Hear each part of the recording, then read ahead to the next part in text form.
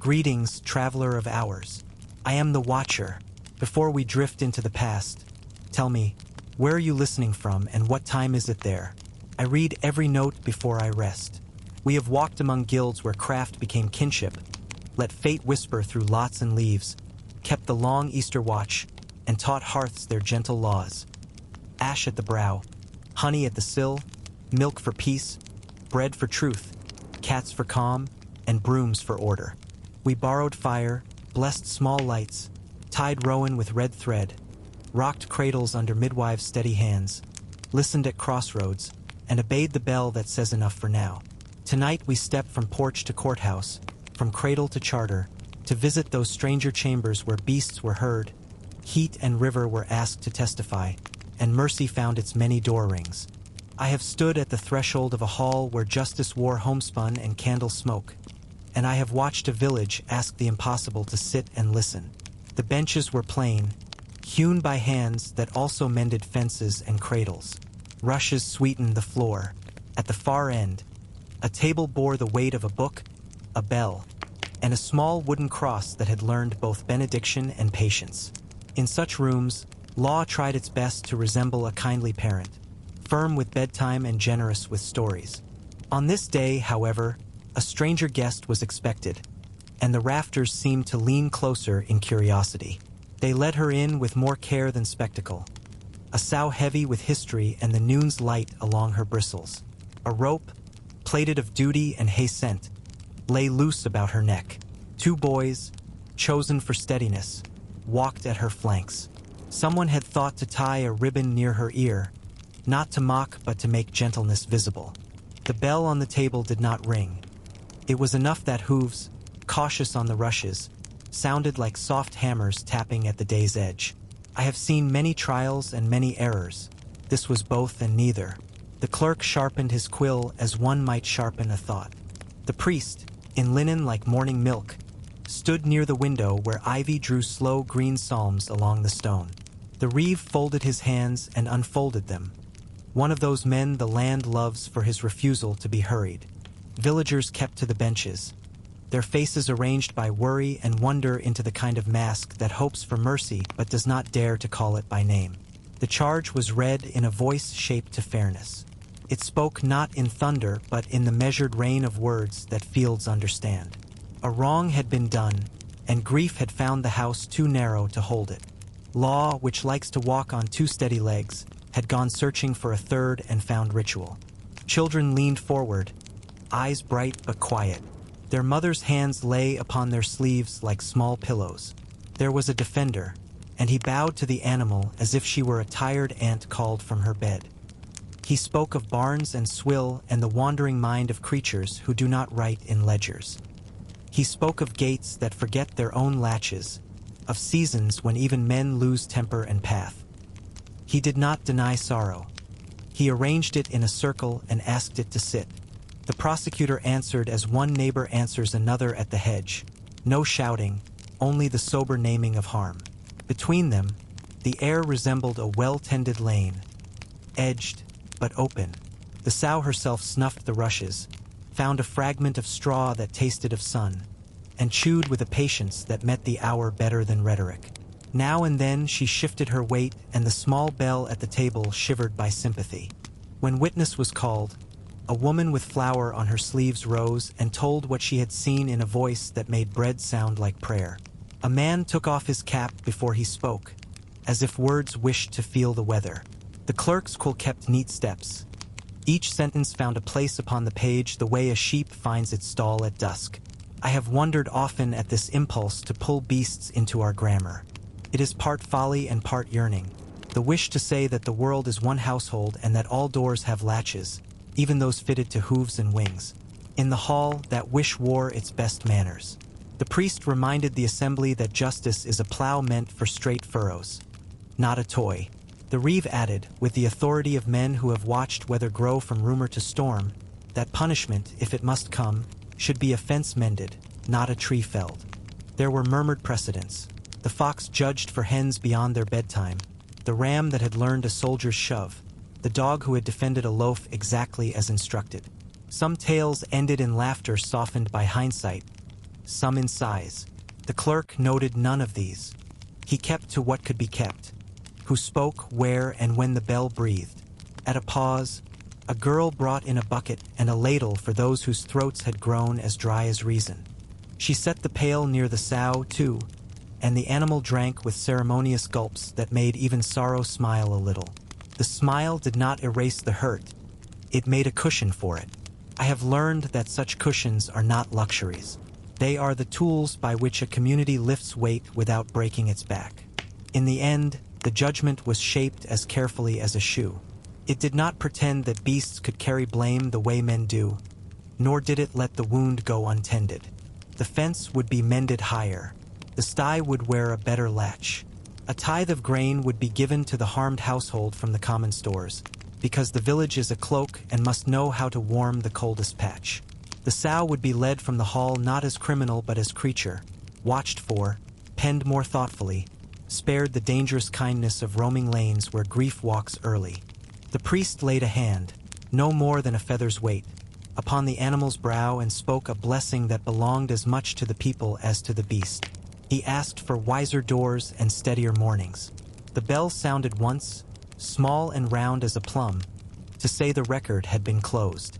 The clerk sanded his page. The dust gleamed briefly like fine frost. The reeve thanked those who had kept their tempers from straying. Outside, the lane remembered sun. Children were sent to gather chips for the harmed hearth. A neighbor fetched hinges from his shed, proud of their straightness. The sow, ribbon still neat, was coaxed toward home by a boy whose pockets spoke the language of carrot. A dog, who had followed the proceedings with grave attention, escorted them to the gate and then sat, satisfied that his town had not forgotten how to be kind. People call such trials strange, and they are, though no stranger than our need to bind chaos to a post and speak to it calmly until it dozes.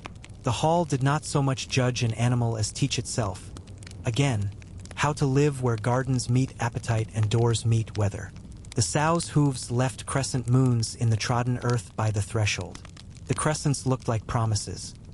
Next time we will latch sooner, look closer, walk the fence before the moon is new. Evening found the room swept, the bell asleep, the book closed like a loaf under cloth. The ribbon, retrieved from the sow's ear, lay on the table a while, then went into the clerk's drawer where it would keep company with odd buttons and bits of twine, small reliquaries of days when sense prevailed. The rafters relaxed to their ordinary height. Outside, swallows wrote quick signatures on the sky and were gone. I have watched a parish take a question into its hands as one takes a nettle, firmly, carefully, knowing that gentleness alone will sting. When words have frayed and witnesses speak as weather does, one way at noon, another at dusk, law, humble and a little afraid of its own blindness, has sometimes asked the elements to lend their older sight. Proof, they called it, though the wise pronounced the word as if it were a prayer. Not a boast, a hope. The morning began beside a church door, because even the hardest choices prefer a threshold to a throne. A table stood with linen that remembered feast days, and upon it lay a cross of wood, a book, a length of cord measured from a man's heart to his fingertip. Nearby, a brazier kept counsel with coals the color of cherries and of caution. A cauldron, black as good earth, waited upon a tripod like a patient animal. The bell had been rung not to gather a crowd, but to remind the sky to listen. Those summoned did not arrive as actors but as neighbors. The accused with the weariness of a night spent bargaining with sleep, the elders with faces the color of stone warmed by shoulder-height sun, the priest with his voice tuned to steadiness, the clerk with sand and quill and the small courage of a man who trusts neat lines. No one spoke loudly. Loudness confuses water and makes fire proud. First came the blessing that makes of danger a companion. The iron tongs were lifted and signed, as if to say, "Do your work, but keep your temper." Salt was sprinkled upon the brazier and the cauldron's rim, the little hiss like a sparrow's breath escaping a hedgerow. A psalm was read whose verses walked in pairs, so that fear, if it insisted on attending, would have a hand to hold. The length of cord was coiled and uncoiled, its end tied to a staff, measure placed where rumor cannot gnaw it. The ordeal of heat wore several garments, all severe and all strangely merciful. Sometimes a stone lay at the bottom of water made to simmer like an old man's indignation. A hand must go down and fetch it, and truth would later show itself upon the skin. Sometimes iron itself, blushing with duty, was carried 3 paces as one carries a sleeping child. Close, careful, unwilling to make a spectacle of strength. Afterward there was washing with herbs that know how to calm a frightened hand. Plantain, comfrey, a whisper of rosemary. Linen was wrapped, a knot set like a promise, and time, wise, slow time, was asked to read the verdict when the bandages were loosed on the appointed morning. In those days, patience wrote the finest script.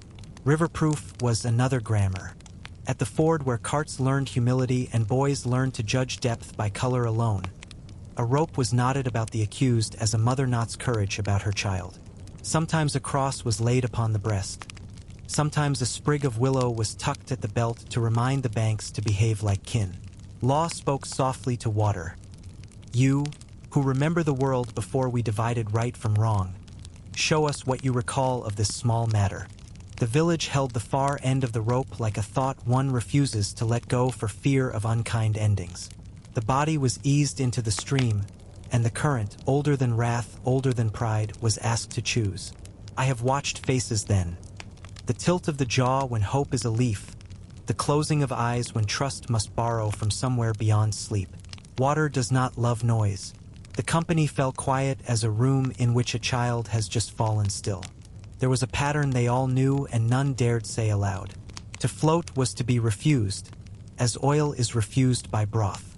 To sink, firmly held, swiftly drawn, breath spared, was to be accepted for now, and heard more kindly in the days ahead. The rope took the strain that fear would otherwise take. Men whose hands had learned plow and hoop and or made of that rope a gentle will. Not all proofs were so stark. There were oaths upon bread. The sacred morsel touched to tongue while the heart prepared itself to be inspected by a presence that loves candor more than victory. There were rings and boilers retrieved with lips that had first learned kisses and prayers, 2 arts often practiced by the same mouths. There were plowshares laid like stepping stones of sunrise across straw, their glow a challenge not to bravery but to composure. Each village braided its own ceremony from the same old fibers. Fire, water, touch, time, witness. What strikes me, even now, is the care with which danger was dressed. The priest's palm hovered near as if ready to catch a falling thought. The clerk recorded not only the doing but the done to. Who bound the bandage, who kept the rope from pride, who brought the bowl of steeped herbs, who sang the low note that keeps company with pain and keeps it from becoming fear. Children were always sent a little way off, but never so far they could not learn that justice, if it must risk heat and river, does so with sleeves rolled and eyes kind. There were cautions, and they were heeded more often than they were ignored. No iron was lifted on a day when the heavens seemed already angered. No water was asked to speak when flood had recently made it eloquent in other, harsher ways. No hand was bound without a second hand to witness the knot. If the accused wavered, a stool was brought. If the priest faltered, the psalm moved to a verse that walked easier. Even folly, in such settings, learned to mind its manners. I remember one proof by heat that unraveled like a skein and then, by patience, knit itself again. The iron, brought from the coals, shone like a narrow dawn. The woman, she was neither young nor old, only the sort of age that has been of use to many, took 3 steps as agreed, and a feather of smoke lifted from her palm as if the air meant to write a comment. She set the bar down with respect. The herbs were laid, the linen wrapped. On the 3rd morning the bandage came away clean as a page, the skin beneath calm as evening water. The room exhaled a breath that had been kept too long. Nothing triumphant, only a return to proportions. Task to hand, grief to measure, tomorrow to its sensible size. And I remember a river day when wind fussed like a hen and had to be soothed by lack of argument. The rope was damp before it touched the stream. The willow leaves clapped their little hands. In went the man, boots off, eyes closed, and the water, with an ancient tenderness, made its judgment known. The rope tightened and then slackened. He was drawn up and coughed once, a sound like a newly lit lamp clearing its throat. The priest smiled with his eyes. The law, which had been holding itself very straight, allowed its shoulders to settle. To call these proofs bizarre is to look quickly and look away. To linger is to see fear corralled by form, and form made kindly by care. A bad village makes a spectacle. A good one makes a cradle in which the dangerous thing may rest until it forgets to bite. I have stood in both, and my memory keeps the gentle more vividly. The iron's brief brightness under a blessing. The water's refusal to be hurried. The way time was let into the room like a doctor who treats the house as well as the patient. There came, in later seasons, voices that asked for other ways. Some said that truth prefers testimony dressed in reason rather than smoke, that the elements should be spared our quarrels, that God, who made river and flame, does not need us to tempt them into choosing sides. Those voices were not wrong. Yet even as the old proofs were folded and stored in the chest of once useful things, I watched something worth keeping remain. The insistence that judgment travel in company with blessing, that the hand which binds also brings broth, that the rope be held by many, never by one alone. When all was done, the bandage tied, the rope coiled, the brazier settling into its small red city, the book was closed with a sound like a loaf set gently upon a board. People went home quieter than they had come. Fences were walked. Gates were tested before dusk. Someone took a jug to the harmed household and filled it at the well where the day's reflections turned over like carp, showing their silver and then their darker side. Children, bedtime bound, asked fewer questions than usual, sensing that answers were, for once, better left to sleep. I have walked away from such mornings reminded that proof is not a trophy but a tool, and that tools must be kept oiled with mercy or they seize. Heat and river each can be tutor or tyrant. In the old rites, at their best, they were tutors, asked politely to lend their steadiness to a village that meant to stand straight without becoming hard. I have stood in halls where daylight reached only as far as the first row of pillars, and beyond that the air kept its own counsel. In such rooms, law once summoned the past to sit upon a chair and answer. They called it a synod, though the witnesses were memories and the accused had already learned the quiet grammar of earth. I think of those hours as a lesson in how far longing will walk to meet certainty, and how certainty, even when found, prefers to arrive with its shoes in its hand. The chamber was dressed as for any council. Benches set like careful teeth, a table with books that knew how to keep a straight face, candles whose flames sat upright as clerks. A chair stood a little higher than the rest, draped in cloth that had belonged to many voices. Along the walls, tapestries softened the stone with scenes that remembered fields and rivers, as if to remind judgment that the world beyond these pillars goes on thinking about wheat and weather. Bells outside conversed with wind. Doves argued gently in the gutters. Inside, footsteps chose their weight with deliberation. They brought no body into that hush, only a presence fashioned of relic cloth and portrait, of rumor bound in ribbon, of words that had once filled a mouth now dedicated to silence. Some said there had been other days, harsher ones, when bones were seated and made to listen. That is a history too sharp for this telling. Here, the past wore an effigy as one wears a winter coat.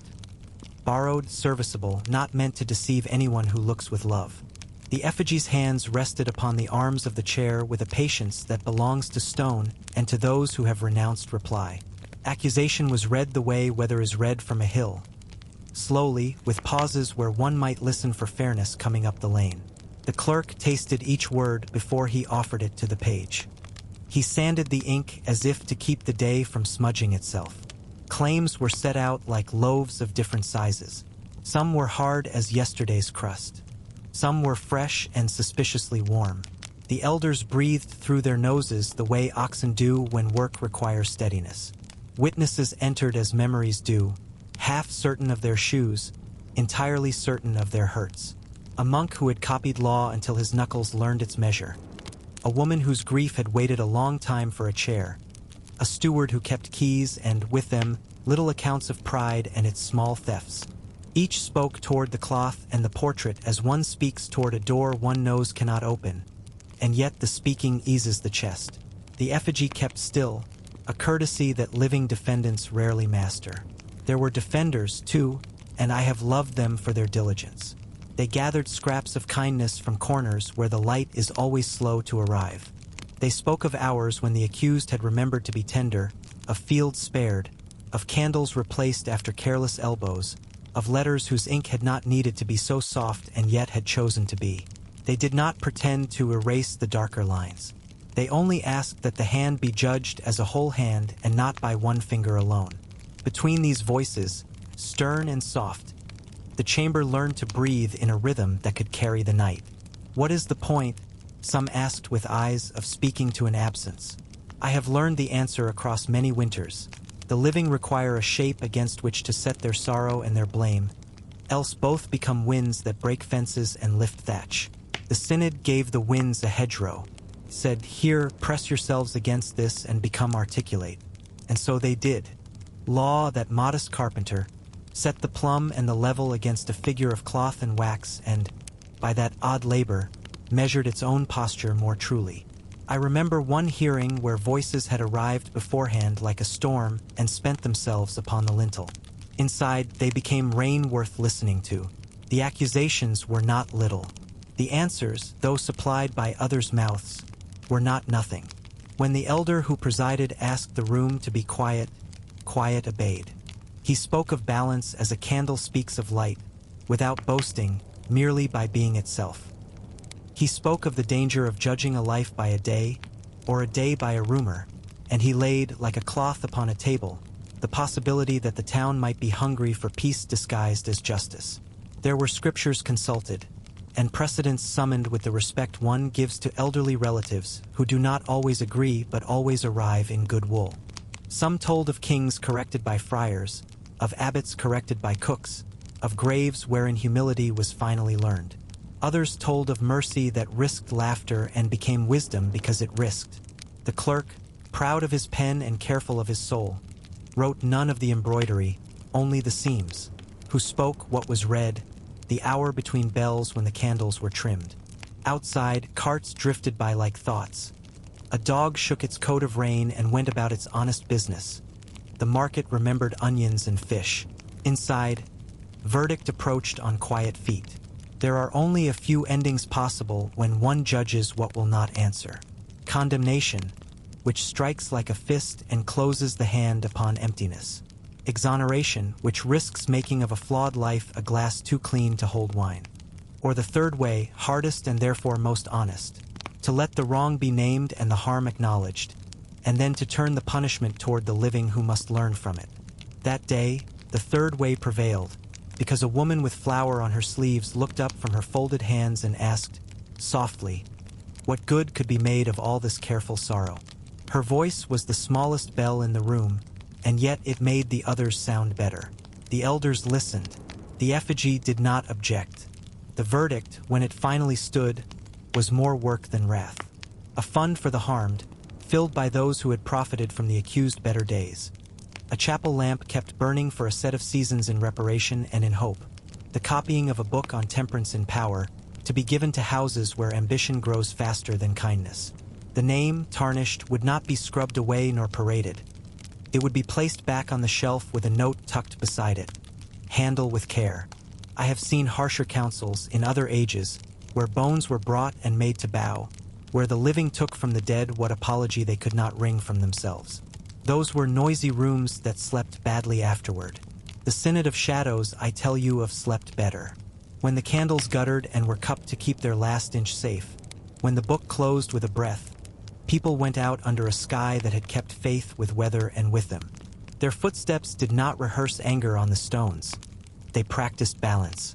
In the days that followed, the judgment turned from word into habit, which is the only form in which justice survives. The harmed household found bread on its sill oftener than before, and not only in the first week. The lamp in the side chapel learned the patience of flame, which is to give without recounting. The copied book made its way from guild to guild, from manor to mill, and in its margins the careful hand that made it sometimes left a tiny leaf or bird, a reminder that doctrine must be carried by beauty if it is to arrive at supper still welcome. As for the chair that had held the effigy, it was dusted and returned to its ordinary station. The cloth was folded and put away. A child, stiff with the solemnity of having watched, was allowed to sit in that chair just once, feet not touching the floor, and was told what all chairs hope their occupants will remember. That height is for seeing farther, not for standing on others' shoulders. The child nodded with the grave generosity children have when given work they can imagine doing well. People call such counsels strange, and perhaps they are, though no stranger than waking at midnight to argue with memory and then deciding, after some candor, to forgive. The Synod made of that private ritual a public craft. Sorrow named, harm counted, goodness salvaged from ruin. The dead given back to their rest, the living given back to their labor. The room, relieved of its unusual guest, resumed its tasks. Marriage contracts, tithe tallies, boundary agreements. Even the doves in the gutter seemed to coo in a lower key. When I left the hall, a drizzle had begun, soft as a blessing that had not learned to boast. I walked the lane between houses that smelled of yeast and damp wool. A cat, too dignified to admit to comfort, tucked itself beneath a woodpile and watched the drops practice their scales. Somewhere a boy tried, gently, the newly mended latch of a gate that had always been prone to wandering. It held. He smiled the smile of small victories, which are the only kind that last. To call the Synod of Shadows bizarre is to forget how the heart longs to finish a sentence it started in anger with a word it learned from patience. In those dim chambers, with their books and candles and steadfast benches, I have seen communities teach themselves to do exactly that, together, aloud, and with enough ceremony to make the lesson stick. I have stood in naves where silence braided itself with dust motes, and I have watched a community hold its breath while mercy and warning tried to find the same chair. They called it by three plain things: bell, book, and candle, as if the most ordinary tools of worship could teach the heart its most difficult lesson. To say no without forgetting the door is made with hinges. The hour chose a weathered light. Evening lay along the pew tops like linen left to air. At the chancel step a small table waited, dressed modestly. No cloth of pride, only a square of honest weave. Upon it rested the book whose pages had learned the grammar of consolation. Beside it, a taper in a brass cup that remembered many feasts.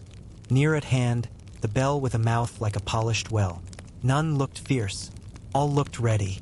People gathered as they do when news has walked the lanes ahead. Quietly, in twos and threes, with shawls carrying the scent of hearths. They did not come to gawk. They came to keep company with the rule that steadies their bread and their sleep. The priest wore linen the shade of milk at dawn. His face had the gentleness of one who would rather pour oil than draw lines, and yet lines must sometimes be drawn, lest the whole cloth unravel. I have seen such faces in many ages, part shepherd, part locksmith.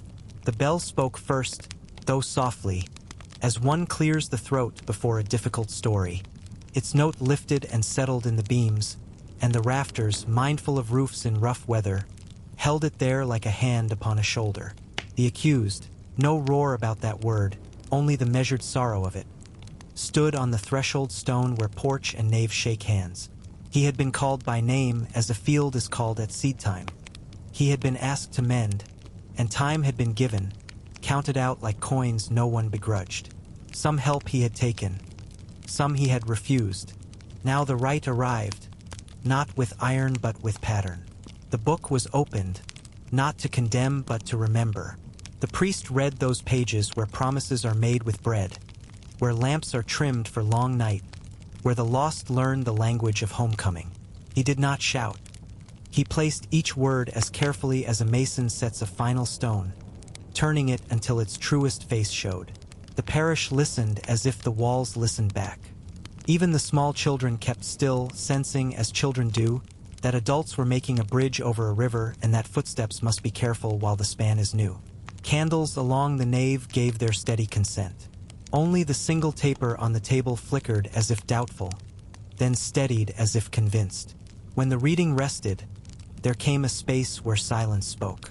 I have heard few voices wiser than that. In it, even the reluctant heart can hear its own true name. Then the form unfolded with a tenderness that would surprise those who know only the word ban. The priest, with hands that had cradled infants and aged wrists alike, lifted the candle. He held it at the height of a human brow, light meeting eyes. He spoke the warning that is also an invitation. The house must keep its rules, else it forgets how to shelter. The The fire must be contained, else it ceases to warm. He did not bruise with his phrasing. He asked a question the way dusk asks lamps to consider their duty.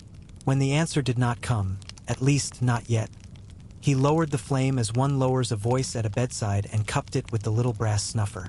A sigh of smoke rose, slender and clean, and the scent of quenched wick went wandering like a memory of harvest. The darkness did not grow. It merely remembered its own edge. I have watched that moment many times. Not a vengeance, a veil. The book closed next, with the sound of a loaf set carefully upon a board. The clerk stood ready with sand and quill and wrote down only what must be written. No adjectives, no heat, so that posterity would know the shape of the day without inheriting its fever.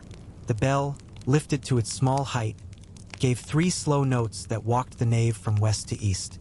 They touched stone, wood, wool, skin, and, if you will let me say so, weather. Outside, a sparrow hopped along the sill, approved the cadence, and continued its practical errands. Words followed, sober as bread. Until amends are begun, the table shall be kept for those who have not turned aside. The porch shall be your pew. The prayers will cover you, though you sit in their rain and not yet beneath their roof. No one was banished from kindness. That is a thing the rite never forgot. The poor basket remained open. The sickbed did not close its door. Neighbors walked the long way round any gossip to reach the lane where help still lives. There were gestures the eye could rest upon without fatigue. A woman, mother to no one present and so mother to everyone, shifted her shawl and looked toward the threshold with the same gaze she would give to a child who has not yet finished his chores. A boy 2 benches back slid a crust from his pocket and set it on the seat between himself and the space where absence sat, because hunger is not improved by lessons. The sacristan moved like a clock set to mercy, and the sexton, pipe unlit, kept his hands folded against any impatience. I have seen harsher seasons when such rites were flung like stones. This was not that. This was a cord thrown from the porch to a swimmer who insists he does not need it. Tone matters when storms sit in the hedgerows, and the village chose the tone of watchfulness rather than wrath. Even the wind, slipping under the door, behaved. After the last word, the priest walked to the threshold. He did not push the man out. The church has never been a hand on a back. He stood with him in the doorway and, for a span the length of 2 slow breaths, shared the view the man would now keep. The nave behind, belonging but not quite accessible. The street before, ordinary as washing, holy as bread. He gave the smallest blessing, no flourish, only a compass mark drawn in air, lest the wanderer forget where north lives. The man bowed once, a movement like a stiff hinge remembering oil.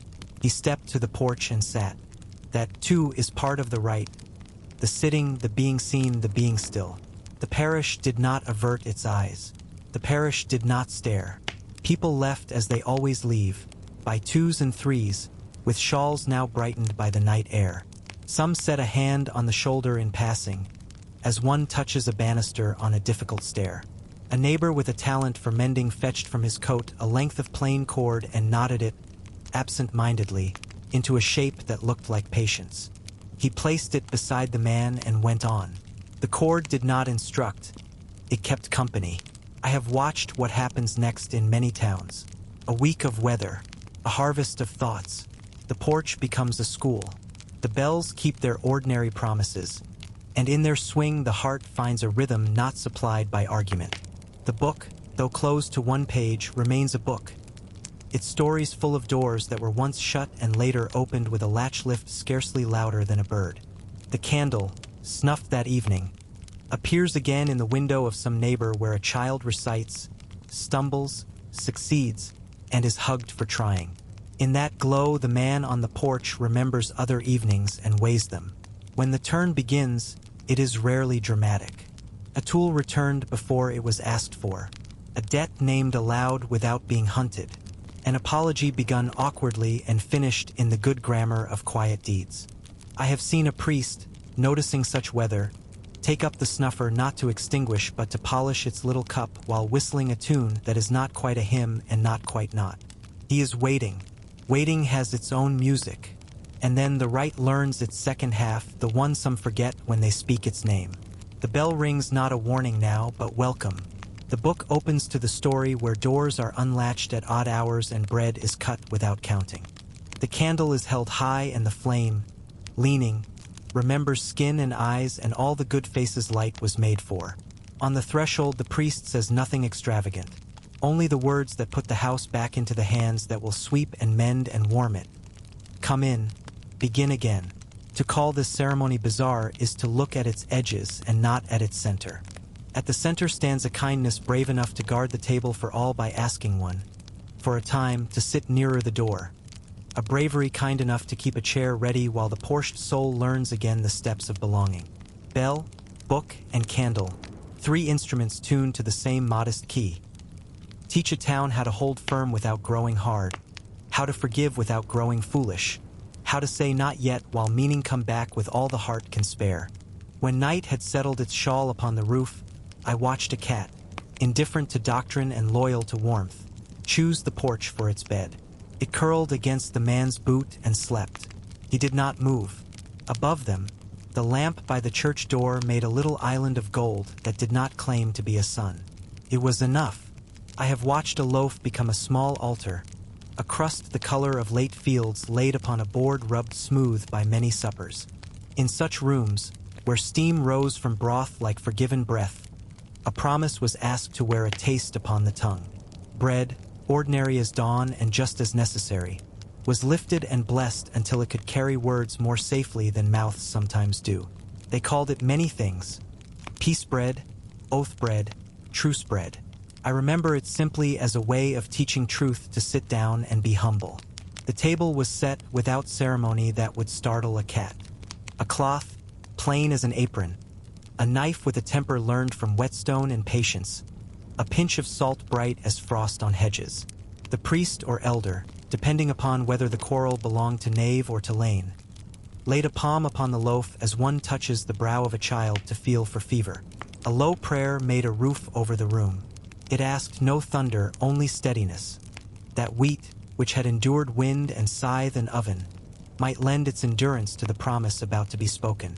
Slices were cut with care that made every crumb seem counted. The first piece was thin as a vow, the second a little thicker like a vow kept. Each was touched to salt, for truth without savor goes stale.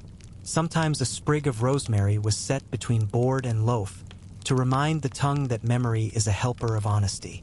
The air smelled of hearth and herb and the mild astonishment of hope. I have seen quarrels come to such a table shod in stubbornness. A fence fallen, a word sharpened beyond usefulness, a debt that had learned to pace at night. Voices, which had grown accustomed to their own echoes, lowered themselves as they crossed the threshold. The loaf steadied them. There is something in a crust that teaches hands to unclench. One could not reach for bread with a fist. The oath itself was no grand proclamation. It was made of little words, the kind that do not bruise the air. I will mend, I will return, I will leave off, I will begin again. The speaker held the slice lightly, as if it were a bird that must not be frightened out of the window. Then he tasted, and the room listened not for miracle but for manner. Bread taken humbly sits well. Bread taken with a heart that has not agreed will fret in the throat. The old folk watched with the same kindness they give to seeds pushed into cool earth. Not suspicion, only the quiet wish to see roots. There was another rite, older than fire in some villages, in which bread that had heard the blessing at altar was brought home to settle quarrels that could not claim the porch's public patience. A wife placed a morsel upon her husband's palm and a morsel upon her own, and the two of them stood between hearth and door, house and world holding their breath. They ate and were silent until the swallow had gone all the way. Then they spoke, not to win but to begin. The baby in the cradle, expert in swallows, approved by sleeping. Not all bread belonged to quarrels. Guildhalls kept a peace loaf wrapped in linen near the chest where rules and wages slept. When a new hand entered the craft, the master broke off a corner and offered it the way a shoreline offers a stone. Fit here, learn our weather. The apprentice learned, by crumbs upon the tongue, that measure and mercy eat from the same plate. Travelers, too, wore a fragment on a cord near the breast, the crumb hardening to a token that remembered ovens and names while roads grew long with rain.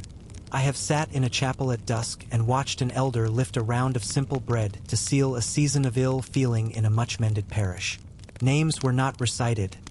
Griefs were not counted like coins. He only said that wheat grows by leaning into its neighbors, and that people who wish to be loaves must learn to do the same. Then he broke and handed, until the circle was threaded through with the warm string of sharing. The rafters, who have seen scarcities and feasts enough to be wise, settled their wooden shoulders and consented to remember this night kindly. There were sterner versions whispered by winter lamps. In some shires an oath that had wandered was led back by the morsel of judgment. A bit of bread and cheese set beneath a prayer that asked the mouth to tell the truth by its swallowing. I do not praise fear, yet I have seen relief in faces when even a small sign helped a village cross a narrow bridge. The wiser priest spoke very softly over such rites and afterward poured tea-colored broth, persuading certainty to walk hand in hand with tenderness across the noon. Households had their own smaller sacraments. In the blue hour before dawn, when quarrels in the mind are bolder than by daylight, a wife set 2 slices near the kettle, one with a pinch of salt for saying the hard thing cleanly, one with honey for saying it kindly. When her husband sat, the choice was made without words, and the talk walked a better path than it might have dared. A child sent to make apology carried a heel of yesterday's loaf in a folded cloth and was not turned away, because hands that arrive with food remember how to knock. Even courts of law, when they wished to be gentle, borrowed the loaf's good manners. I have watched a judgment end, not with gavel's echo, but with a round of bread cut and shared among the very people who had disagreed 1 hour before. The clerk sanded his page, and crumbs fell there, too harmless as snow. A constable who had kept his stoutness under discipline for many winters allowed himself an extra corner and later helped mend the disputed fence, as if the crust had coaxed him into the company of repair. At wakes, bread sat beside candles and spoke its older wisdom, how nourishment and light are cousins. Neighbors who had not spoken since a harvest gone wrong found themselves side by side at the board, each breaking the other's slice to avoid awkwardness. Grief, when fed politely, learns to rest between visits. The dead, who know far more than we now do about what matters, are generous with their silence. Harvest homes taught the lesson during gladder weather.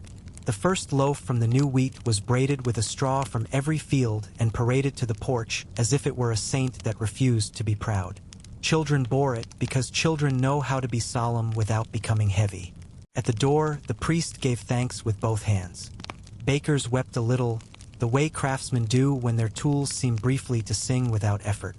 A piece was set aside for the poor basket, a piece for the birds who had tutored the wheat in patience, a piece for the hearth coals who had finished the loaf's education. I recall a spring when 2 cousins, red-eared with long resentment, stood before a board in a cottage whose walls had heard worse and seen better. The priest had left his vestment on its peg and wore the cardigan love often borrows. He spoke no theology at all, only this, that bread keeps best when wrapped, that promises do too, and that the wrapping is not secrecy but care. He cut the loaf as if he were drawing a map of a country the cousins had forgotten they shared, and he gave them each a slice from the other side. There was a long, almost ridiculous pause. Then one laughed, and the other, startled into truth, laughed also. They ate, and by evening their wives were exchanging recipes again as if the years had been a nap. Sometimes the oath was for starting rather than ending. 2 families agreed to share a mill's fickle stream. A guild took in a widow's boy as apprentice. A lord promised the village that the new tax would be measured by mercy as much as by coin. Bread was broken. The promise's crumbs clung to fingers that would be held to account by neighbors who had licked their own. In the ledger of such nights, I have seen more ink spared than spent. The loaf, once in the middle of things, turns the hand toward moderation. There were cautions, of course, taught by women who kept both ovens and tempers. Do not cut the loaf with haste in your wrists. Do not salt it with sarcasm. Do not bring it out to bind a promise you do not mean to keep. Bread, insulted, molds fast. And do not ever imagine that eating together ends the work. It begins it by placing strength in arms and patience where trouble will next appear, by the gate, by the well, under the rafters where swallows argue about ownership with better manners than men. When the rite was done, the board was wiped, the knife dried, the cloth shaken at the door so that birds would think kindly of kitchens. The last 2 slices were wrapped for those who had stood watch or stood shy at the sill. I have watched a man go home from such an evening with the heel in his pocket, and his anger so quiet it no longer knew its own name. I have watched a woman cut her portion into 2 and leave the second by the bed of a neighbor who pretended she did not need it. Bread, once invited to listen, tends to remain in the room as counsel, soft-voiced and steady. To call the strange is to forget how often truth benefits from being chewed. The mouth slows the mind. The swallow tames the declaration. The stomach insists upon simple sentences. Bread sworn like oath reminds a town that promises food, and like food it must be made, blessed, shared, and digested. I have seen guile lose courage in the company of crust and salt. I have seen forgiveness find a chair because the table was already set. When I step away from such tables, the night air tastes of yeast and wood smoke, of corals put to bed with a story, of fields the color of loaves asleep beneath a patient moon. The bell in the tower, who keeps more hours than any baker, counts a few more, and houses answer by turning in their sleep toward their warmer sides. Somewhere a cat licks a crumb from its whisker and agrees that peace, like bread, is best taken daily. I have stood where light becomes patient, where a sunbeam, strained through stained glass the color of honey and meadow sky, comes to rest upon a little house of silver.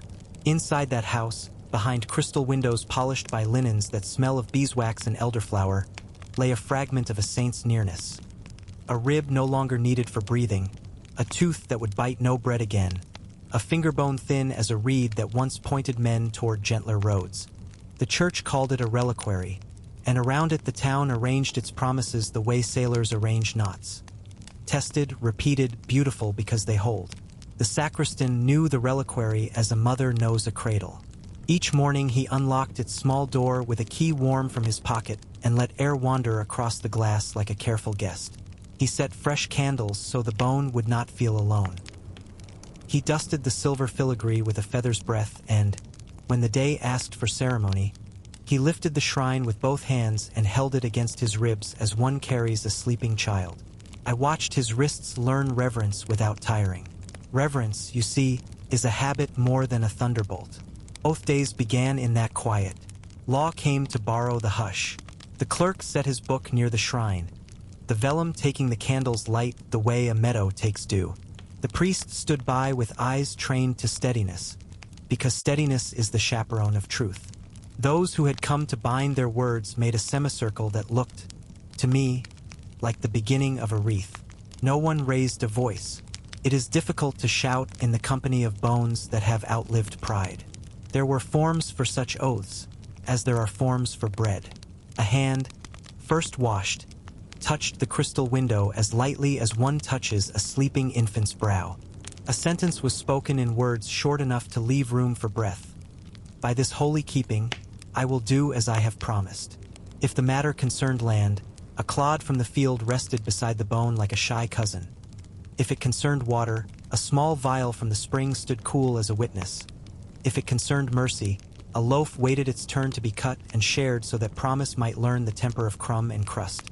Often the oath ended with a kiss given not to the reliquary itself but to the ring of silver that framed it. For even devotion understood glass as a boundary. I have seen an arm-shaped shrine, silver skin raised in relief over wood, with 2 slender fingers lifted in blessing, the metal remembering bones within. When the town chose a warden in a contentious year, each candidate laid his palm against that raised hand and promised to keep scales true and streets clean of midnight quarrels. The silver cooled hot hopes. Later, when disputes tried to find purchase on rumor, neighbors would shrug and say only, "The saint has felt his pledge," and the argument learned to go home and sleep. There were processions when the reliquary went walking. Under a canopy stitched by widows whose needles knew how to pray, the little house swayed like a boat upon a tide of shoulders. Doors opened, poor doors and polished ones, and people stood with hands folded the way fields fold themselves under wind. If the town had hurt itself with sharp words, the shrine was carried to the boundary stone and rested there while oaths were mended as fences are mended, rail to rail, patience to patience. Children saw the bone and learned the grammar of continuance. that a life can teach long after its chores are finished. Not every bone told the same stories. In a hill monastery, a skull smiled from a bust set with cheap gems that had learned grandeur by association. Merchants sworn there found their arithmetic less tempted by cleverness. Their ledgers remembered to leave margin for charity. In a riverside church, a splinter said to be from a gallows turned promise toward gentleness. Men angry at the world's crookedness swore to straighten only what their hands could reach. In a town that built ships, a fragment of a fisher's thumb, so they said, lent courage to vows made against cheating the measure of the mast. Doubt was not banished from these rooms. I have seen a scholar with owlish eyes consider 3 rival holy teeth and declare, privately, that saints must have been blessed with many mouths. And yet even he, dusty, precise, affectionate in his skepticism, touched the crystal lid with 2 careful fingers when his sister asked him to swear he would guard her dowry's small chest while she crossed the winter road. If faith is a bridge, he told me later in a whisper that smelled faintly of ink, this bone is at least a good handrail. I have loved him for that. Oaths flourished also in smaller places, by hearths where wooden chests had learned family names, in guild halls where a patron's tiny reliquary hung like a star from a beam. The goldsmiths swore by the fragment that had taught their fathers patience, the weavers by the thread-thin bone of a saint who, people said, stitched quarrels until they fit better, the midwives by a relic that once brightened the baptismal water when courage came late to the hour. I have watched a girl, pride like a candle in her palm, swear to keep her apprenticeship true before a little reliquary no bigger than an apple, and later I saw her put back a bolt of cloth she could have hidden in her skirts. The bone had taught her that hands are happier when they hold less than they could. Sometimes law asked the reliquary to share its table with parchment. A deed was read, not fast, and placed for a breath upon the shrine's roof. Wax, warmed by a taper, softened as if it had understood the lesson, that seals hold best when kindness has lain beneath them. The clerk's seal bit, the ribbon hugged its new charge, and the priest breathed a blessing that kept hubris from the ink. In lean years, when hunger makes liars of good men, those deeds held like bread kept tight-wrapped against damp. There were rites more intimate than law. A husband and wife, frayed by a winter of longer shadows, came at dusk to ask the bone to hear them promise the small things that matter most, to keep the latch quiet when returning late, to name fear without using anger's voice, to share the last spoon of jam on mornings that are all weather. They did not expect miracle. They expected memory, and the shrine obliged. For months afterward, their quarrels felt observed by someone who had no interest in winning. I have seen the reliquary make peace with the dead as well. A man, having wronged a neighbor who would not live to hear "forgive me," stood before the bone and whispered what his pride could say only to a fragment that would not answer back. He placed a scrap of the neighbor's handwriting beneath the shrine, as one tucks a note into a sleeping child's hand. Later, he went home and repaired a fence that had started the trouble, and the hedge, patient as saints, grew over the old line until birds forgot it had been ever otherwise. Look, too, at the keepers of these bones, the women who changed the altar linens with hands that turned even folding into a liturgy, the boys who learned to carry candles without dripping, the mason who mended the reliquary's tiny hinge and did not boast of his work in the tavern, the silversmith who, asked to fashion a new shrine, shaped it like an arm raised not to strike but to bless. Their craft, married to matter, made faith into something the eyes could rest upon without strain. I will not tell you that every fragment was what the label claimed. Thieves have their devotions, and credulity, left untended, grows like mildew. But I will tell you what bones really did in such places. They taught time. They taught the living to make promises in the company of endings. They kept oaths from boiling. They lent the weight of centuries to words that would otherwise blow about like thistledown. A community swearing by a relic was a community remembering that it, too, would one day be kept only by what it had promised. On feast days of translation, the saints' bones taken out to see the sky and let the sky see them. Children rang small bells and fields along the road looked newly combed. The reliquary paused at the well, at the mill, at the infirmary where illnesses lay like dozing cats on winter windowsills. At each stop, someone renewed a vow. A miller to keep his measure honest, a warden to remember the poor basket before the mayor's table, a nurse to speak to the dying as if they were already halfway home. The bone said nothing, and yet the air learned a different posture. There was also the stern oath of witness. The bread-sworn promises lifted one part at the table and another part here. A man who dared not touch the shrine would place his hand instead upon the wooden step beneath and say, with a humility that made the rafters approve, that the saint's patience should be allowed to pass through the wood into him. Often that humility did more work than contact could. In a coastal town, storms grew theatrical and contracts, too. Sailors swore by a reliquary shaped like a boat, with a sliver of mast housed beneath waving glass. They promised to keep shares fair when fish ran thin, to bring a peppered loaf to the widow's door on every safe return, to speak no ill of a captain within sight of land. When a squall scattered them into weather, those vows kept company at sea until the bell on the quay told them home again. To call this bonework strange is to forget how much our bodies themselves are reliquaries. Little houses of borrowed matter in which promises live between breath and bone. The medieval folk I have loved made of that knowledge a craft. They placed their word beside an old remnant of courage and asked some of the courage to rub off, like gold leaf under a careful thumb. And most days, most years, it did. When the candles burned low and wax cupped itself like sleeping ponds, the sacristan locked the little door and kissed his key, a gesture at once foolish and wise. The shrine rested. The book closed. The clerk sanded the last line and brushed the grit away with a touch gentle enough to make a cat purr. Outside, carts went on speaking their clean language of wheel and rut. The bone, untroubled, kept its silence and truth, feeling watched over, lay down to sleep inside the towns that had trusted it to last. I have waited in porches where vows begin as weather does, quietly at first, then with a confidence that teaches branches how to lean. Marriage in those seasons was not a single bell, but a peal spread over days. A whisper at the porch, a weaving of hands, a blessing of linen and pillow, a low chorus of neighbors delivering night like a cradle. Law attended, of course, but dressed itself in custom's wool. Love, which dislikes trumpets, wore rosemary. Handfasting was the first hinge. The church porch, a threshold that knows more truth than most rooms, held the pair beneath its calm arch. There the priest or elder stood, not as king but as gardener of order, and there the hands were brought together the way rivers meet and do not argue. A kerchief, clean and faintly sweet with soap and sun, was looped about their wrists.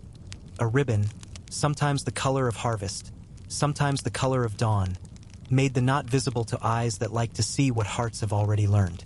Words were short, as good ropes are. I plight thee my troth. I take, I keep.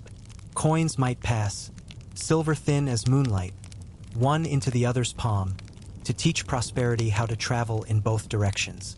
Witnesses stood near, an aunt with a pin for every emergency, a godfather who carried his seriousness like a lantern, 2 children entrusted with rosemary sprigs that would later lay their long green breath along the pillows. The priest asked the questions whose answers must be free as birds. Consent was not a flourish but the ground. Names were spoken so they would learn to sit beside each other without elbowing. The bands, those 3 gentle trumpetings across 3 Sundays, had already taught the town to watch kindly. If any shadow had wandered among the vows, it would have found itself coaxed into light by gossip's safer elder sibling, public notice. There were tokens soft as rain. A girdle unknotted and retied upon a new waist. A ring warmed in a pocket until it remembered skin. A glove exchanged to say, your labor is mine to honor. The porch knew deeper promises, too, when old complicating ties were untied with humility. Pre-contracts soothed, kin appeased. A dowry's small arithmetic entered into the clerk's neat hand. Law nodded, pleased to be domestic for a day. After the knot came the way. The pair, hand-fasted, walked the lane at a pace the village could keep, and the village kept it with pleasure. Doors opened. Bread was held out upon cloth. A mug traveled like a tame star from palm to palm. The child with the rosemary tapped the bride's sleeve. Then the groom's, then the lintel of the house they would share, as if to teach both people and with the same song of welcome. Shoes hung by their laces from a peg, an omen of miles to be walked together and of feet made wiser by sore patches shared. Night had its own liturgy, called by many names and never entirely solemn. The bed-seeing, the bedding, the benediction of sheets.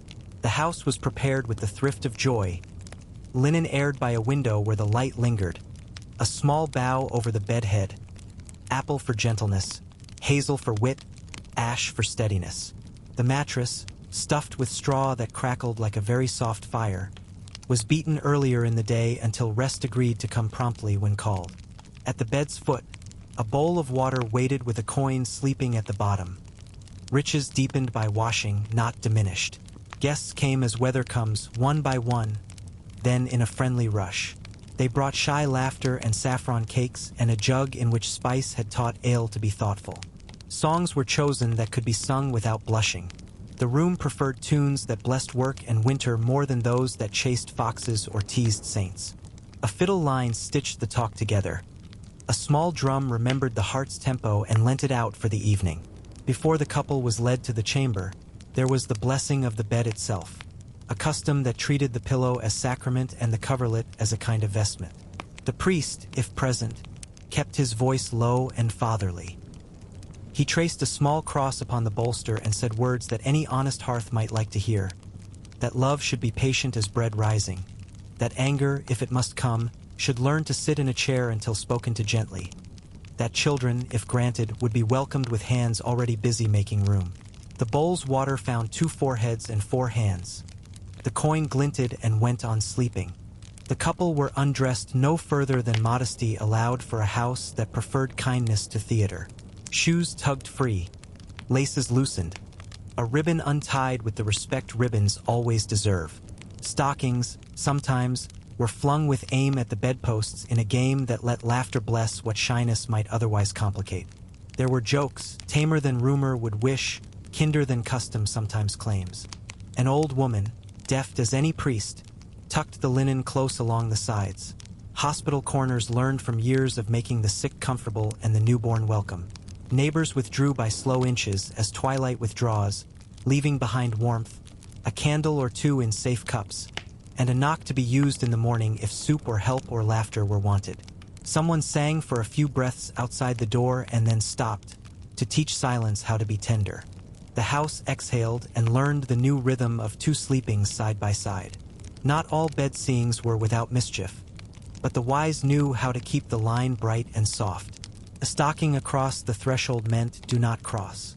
A broom laid bristles toward the door discouraged fools from sweeping in their own ill luck. If rough music prowled, kettles and spoons talking too loudly at the gate. Elders tamed it with that look which cows and abbots share, stern and merciful together.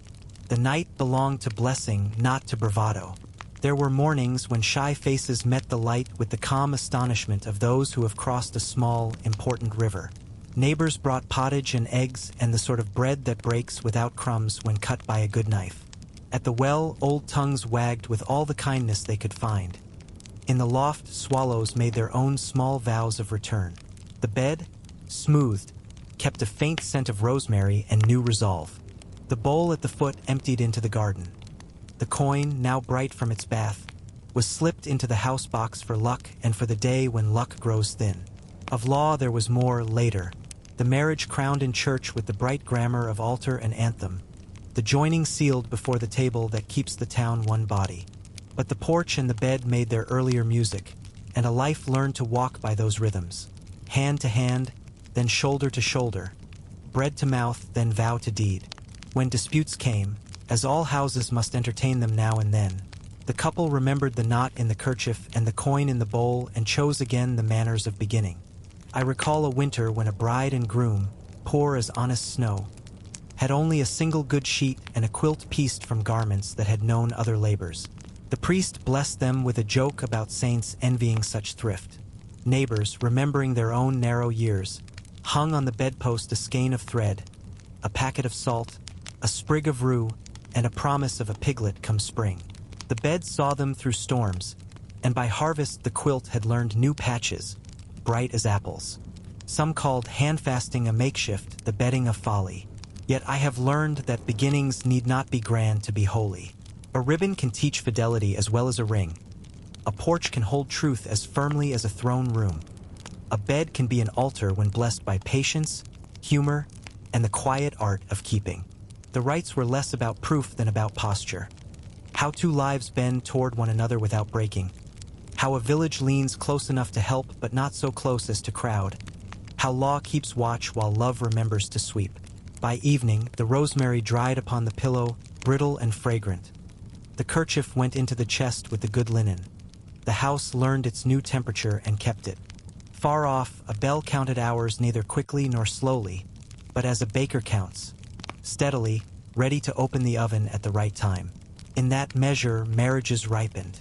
In that measure, even quarrels, when they rose like yeast too hastily fed, could be knocked back gently and allowed to rise again more sweetly.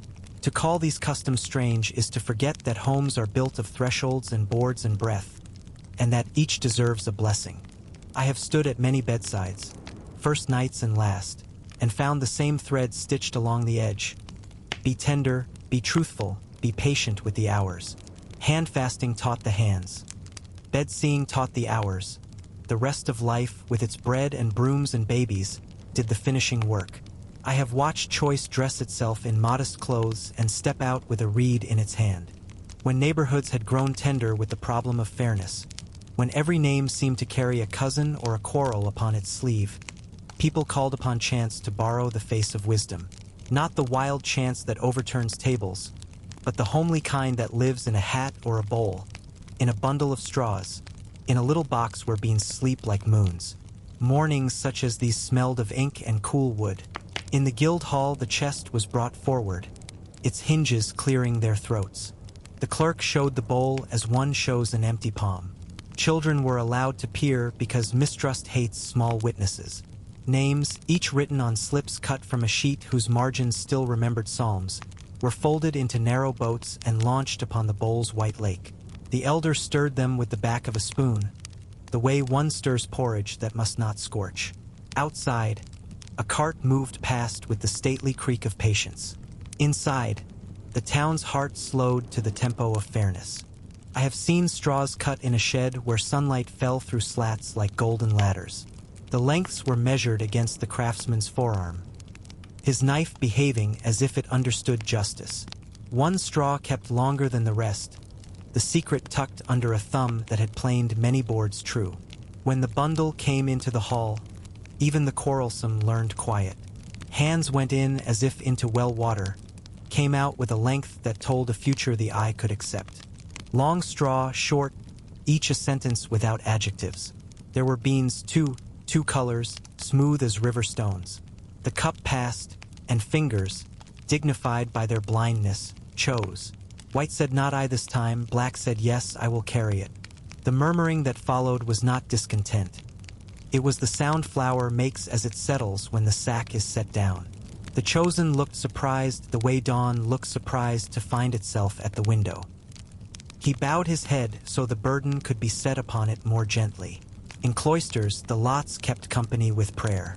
I have stood by a tiled floor cooled by centuries and watched brothers gather to decide who would take the hard office no one wished to love. The keeping of keys in a winter of scarcity, the watching of fevers, the cellar in a year when grapes were thin as knuckles. Slips were placed in a wooden bowl, and the abbot breathed across them as a mother blows upon broth to make it kind. A hand, in turn, drew. A name rose like a modest island. A nod accepted what words would only complicate. In the refectory afterward, no one sat farther from the new burdened brother than kindness allows. They placed bread within easy reach. They spoke lightly of weather. The bowl, washed and turned upon the shelf, dried in the manner of a satisfied tool. I have stood in councils too tender for ambition's elbow. In such rooms, the air itself seemed to hold its sleeves close. There, when offices must change hands and rivalries were sharpening their quills, chance was invited to preside like a quiet ant.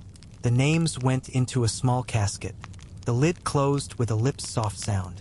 A child borrowed innocence was lifted to reach within and choose. He did not know factions. He knew only paper cool against his fingers and the solemnity of being watched gently. When he held up the slip, a dozen men found themselves ready to agree with Providence because it had borrowed their own precaution. I remember a city of bridges where the choosing ran like a braided river. First this, then that, then lots among the few whom voting had not offended.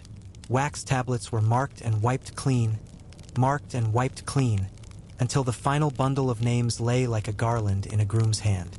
Then beans in a small bag finished the matter, blind to bribes, kinships, and the private storms that live behind a brow. Took hours, took measured voices. It took the kind of patience that puts a flock through a narrow gate without trampling the lambs. At day's end the chosen man looked smaller, which is a good sign in such rituals. Authority that has shrunk to fit the body may yet fit the work. Sometimes law itself deferred to lots when tempers had made straight walking hard. Two boundaries both well argued. Two families with orchards that leaned over the same ditch. Two guilds with prayers that sounded like cousins wrestling on a feast day lawn. After fasting and talk came beans and straws. The loser did not become less. He became necessary in the other way, keeper of grace, bearer of the heavier courtesy. The lots allowed him to bow without breaking. I have watched such bowing restore a town's vertebrae. Women practiced their own small sorts in kitchens where onions told time. Who would take the winter's nursing visits? Who would claim the thankless chore of sweeping the church in Lent? Who would keep the cots ready for travelers whose feet had lost their road? Names were tucked into a flour jar, quick notes folded like dumplings, and drawn with fingers dusted white. Laughter rose, but so did resolve. The jar, afterward, was wiped clean and set back beneath the shelf of salt. Flour remembers everything and tells no tales. There were warnings kept nearby, like nettles allowed to flourish along a fence. Useful, prickly, not to be ignored. Lots should not decide what conscience must. No soul was to be exiled to the porch by a bean, nor any guilt washed by a straw. Chance could choose among goods. It could not turn evil into a duty. On days of high wind or sour rumor, the bowl remained on its hook and the town worked harder at listening. The priest, shy of thunder, would say, "Do not tempt the world to interpret you, if you will not interpret yourselves." Yet I remember, too, the sweetness that follows a fair choosing. The baker, not picked this year for Wharton, returned to his ovens with a lighter heart and gave an extra heel to the poor basket. The fisherman, surprised into office, knotted his nets more carefully, as if governance had taught him patience the sea had not. The clerk, who loved Order the Waby's love comb, oiled the box hinges and put away the slips with the same neat tenderness he used for the parish register. When night fell, the bowl slept like a cat upon the shelf. Children played the custom into their games. In alleys, stones were chalked with figures, and a pebble, tossed without looking, told whose turn it was to be miller or moon. Their laws were kinder than adults. The small tyrant in the group, having drawn the roll too often by cleverness, was set aside to be bell instead, useful, central, incapable of mischief if given a rhythm. In such rehearsals, fairness learned to walk on younger legs. Once, when a pilgrimage needed a leader through roads crosshatched by rumor of thieves, 3 names were scratched upon bark and set afloat in a bowl of well water. The one that turned toward the north was chosen. Perhaps it was the draught by the window. Perhaps it was the hand that placed the bowl. Perhaps it was nothing but the town's exhausted longing for a decision. Yet I saw that leader, steady as a gatepost, bring them all back with only stories and blisters spent, and I blessed the bowl for lending courage to choice. Not every drawing soothed. I have watched a proud man sneer at the bean in his palm and learn, a season later, to be grateful he was not picked. The work would have broken his livestocked patience. I have watched a shy woman, named to midwinter charity by a strip torn from a grocer's paper, expand like bread in a warm room and never shrink again. Chance can be stern with our self-lies and gentle toward our hidden strength. It has the advantage of our not arguing with it in our sleep. What, then, is bizarre in all this? A town arguing with its own reflection until it asks a river, a bowl, a bundle of grass to help it choose its next face. Yet to my old eyes the strangeness is kindness wearing a mask of play. Lots taught the hands to relax their grip on honor. They let choice descend like snow, soft, equal, covering a multitude of tracks until morning's work could begin without grudges even before it had learned its route. When the slips were counted and the bowl emptied of names like shells after a sea day, someone always thought to thank the tools. The clerk blew the last fleck of paper from the rim. The elder returned the straws to the shed and hung the measure on its nail. A child was sent with the beans to the kitchen, where they would return to their ordinary service among onions and lentils. The sun slid along the floor, indifferent and generous in the way sun is. Voices rose into their usual keys. A cat, who had watched the whole affair with private amusement, claimed the warmest chair with a moralist's certainty and fell asleep. I have traveled many towns where choice wears ceremony like this. A plain garment that fits everyone in turn. It is a habit that rests the heart. Tomorrow, those who were chosen will need help. Those who were not will know where to place their strength. The bowl will be set out again at the harvest fair for some other contest that is not quite a contest. A race for the children, a dispute between saints' days over which gets the sweeter pie. And the town, remembering how to be one body, will nod and set to its chores as if chance itself had blessed them. I have stood at porches when night wore its heaviest cloak, and I have watched a hand, shaking but deliberate, find iron. The knocker was shaped like a lion whose mane remembered rain, or like a serpent curling into its own patience. Sometimes only a plain ring, dark with the rub of many pleas. Cold bit the palm. Then came the sound, 3 slow blows, as if the door itself were a heart learning a quieter beat. Inside rushes stirred. A bolt slid. The church woke to do what stone was made to do, shelter. A lantern climbed the nave in small circles of honeyed light. The porter's key found the great lock the way a shepherd finds a gate in fog. No one spoke loudly. Mercy keeps its voice low to be heard by fear. The fugitive, mud to the knees, breath like torn cloth, was drawn into the porch, that blessed border where street and sanctuary shake hands. There the ring was held again, this time as a token rather than a tool, and oath met metal. I claim peace. The words were simple enough for night to carry without stumbling. Bells did the rest, not in clamor but in witness. A single note stepped into the dark, then another, then a third, as if counting the house's own ribs. Neighbors waked gently, kept to windows. The law, which owns one kind of vigilance, stood aside for the older watch that cloisters keep. The priest came with hair asleep on his brow and a stole thrown across linen like a narrow river. He listened first, because listening steadies truth. Then he set bread in a palm that had been too busy with running to remember hunger. There was a pattern old as carved stone. The seeker of peace touched the threshold and named a wrong or a fear. Sometimes blood glimmered, sometimes only pride. Sometimes guilt wore its own face. Sometimes it borrowed the face of terror. Whatever had led the feet to this door, the ring admitted the body and asked the soul to sit down. Within, candles shouldered the dark into corners and made company of quiet. A pallet by the south wall offered rest that did not ask questions. A pitcher waited, and a basin, and a folded cloth that went about its work with a nurse's discretion. Law did not wither at this door. It learned to walk more slowly. The reeve was tolled at dawn. The constable came hat in hand. Their presence did not argue with the ring. It observed with it. Bread and water were counted out as modest promises. A mark was made in the parish book. Not triumph, not rebellion, only the date when iron and palm had made their treaty. Even the bell rope, hanging like a tame river from the loft, seemed to approve. Time gathered like straw. Some houses kept 3 days.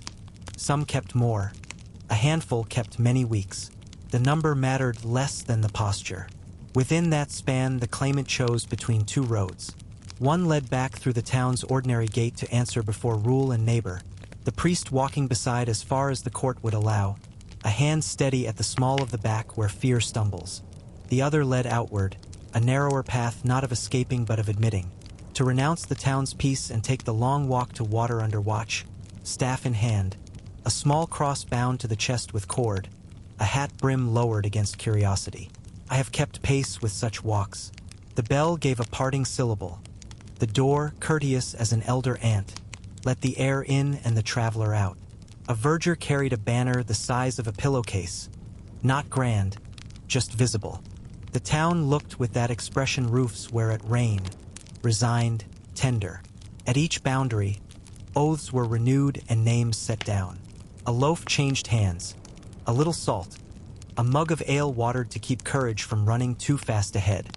Hostlers pointed with 2 fingers, one toward the chapel where night would be kind, one toward the road no longer safe for circling back. The traveler wore simplicity as armor. Rough tunic, cord, staff. Words kept their edges tucked in. When someone asked why, the verger answered with the same phrase the ring had taught: for peace and passage. I have watched children count the staff steps and learn a new arithmetic of mercy. 1 pace for fear, 1 for admission, 1 for the hope that towns will remain towns and not turn into forests of teeth. At the shore, the last hinge of the rite swung wide. The priest who kept the harbor's small chapel knew how to bless both land and wave. The traveler spoke again, not to claim now, but to surrender. Name, quarrel, the little map of wrongs folded and handed over like a knife made safe for travel. A boat took the weight without question. Rope slapped water with the good manners rope has when used correctly. I have stood on quays where gulls wrote white notes across a sky healed of last night's noise and felt, in the salt, the taste of hard forgiveness. If a different choice was made, if the claimant stood in daylight and said, "I will answer here," then the ring's work changed from corridor to cushion. It had made space for breath. Now it made space for speech. Witnesses remembered more kindly in that light. Accusers learned to place sharp words upon a table already laid with bread. I have known verdicts that bent less cruelly because iron had cooled the first bright edge of anger. The ring did not absolve. It unknotted. That is not a small thing. In the meantime, the porch kept its household. A boy brought broth and set it down with the shy gravity children reserved for solemn errands. A woman laid a clean shift beside the pallet and pretended not to notice the tears that sometimes arrive after safety does. Cats, who recognized both heat and penance, took turns keeping watch with professional detachment. The sacristan, master of thresholds, oiled the hinges so mercy would never squeak. Some called the custom an affront to order. Others called it a fence for madness, not a gate. I have lived long enough to see both moods in the same face. What the door ring taught, when the town listened, was balance. That law is a plow meant to turn hard ground, and mercy the drop of oil that keeps the share from burning. That pursuit can pause without losing honor. That a life is better mended than shattered, even when mending takes more stitches than pride prefers. I remember one winter when footprints, 2 sets at first, then 1, led up to the church and vanished under the arch snow crusted the knocker into a pale moon. Inside, the claimant lay with fever. Outside, a mother waited with a basket and a stubbornness that would have haggled with angels. The priest set broth beside the pallet. The constable, who had buried a son and never told anyone how he lived afterward, took the night watch and counted his own breaths until morning found both of them alive. In spring, the quarrel that had sent those feet to iron was brought to the porch and buried there with a sprig of rosemary, as one buries seeds and expects them to rise as something better. Often the ring itself kept the memory, iron polished by prayer rather than pride. I have laid my palm on such metal at noon and felt the cold speak a little heat back into my very old bones. Names wore away, mercy did not. The lion's face, softened by centuries of fingers, learned to look less like a warning and more like a listening. Children, lifted to touch it on saints' days, squealed at the chill and then laughed, and the laughter taught the ring that its work was not only for midnight.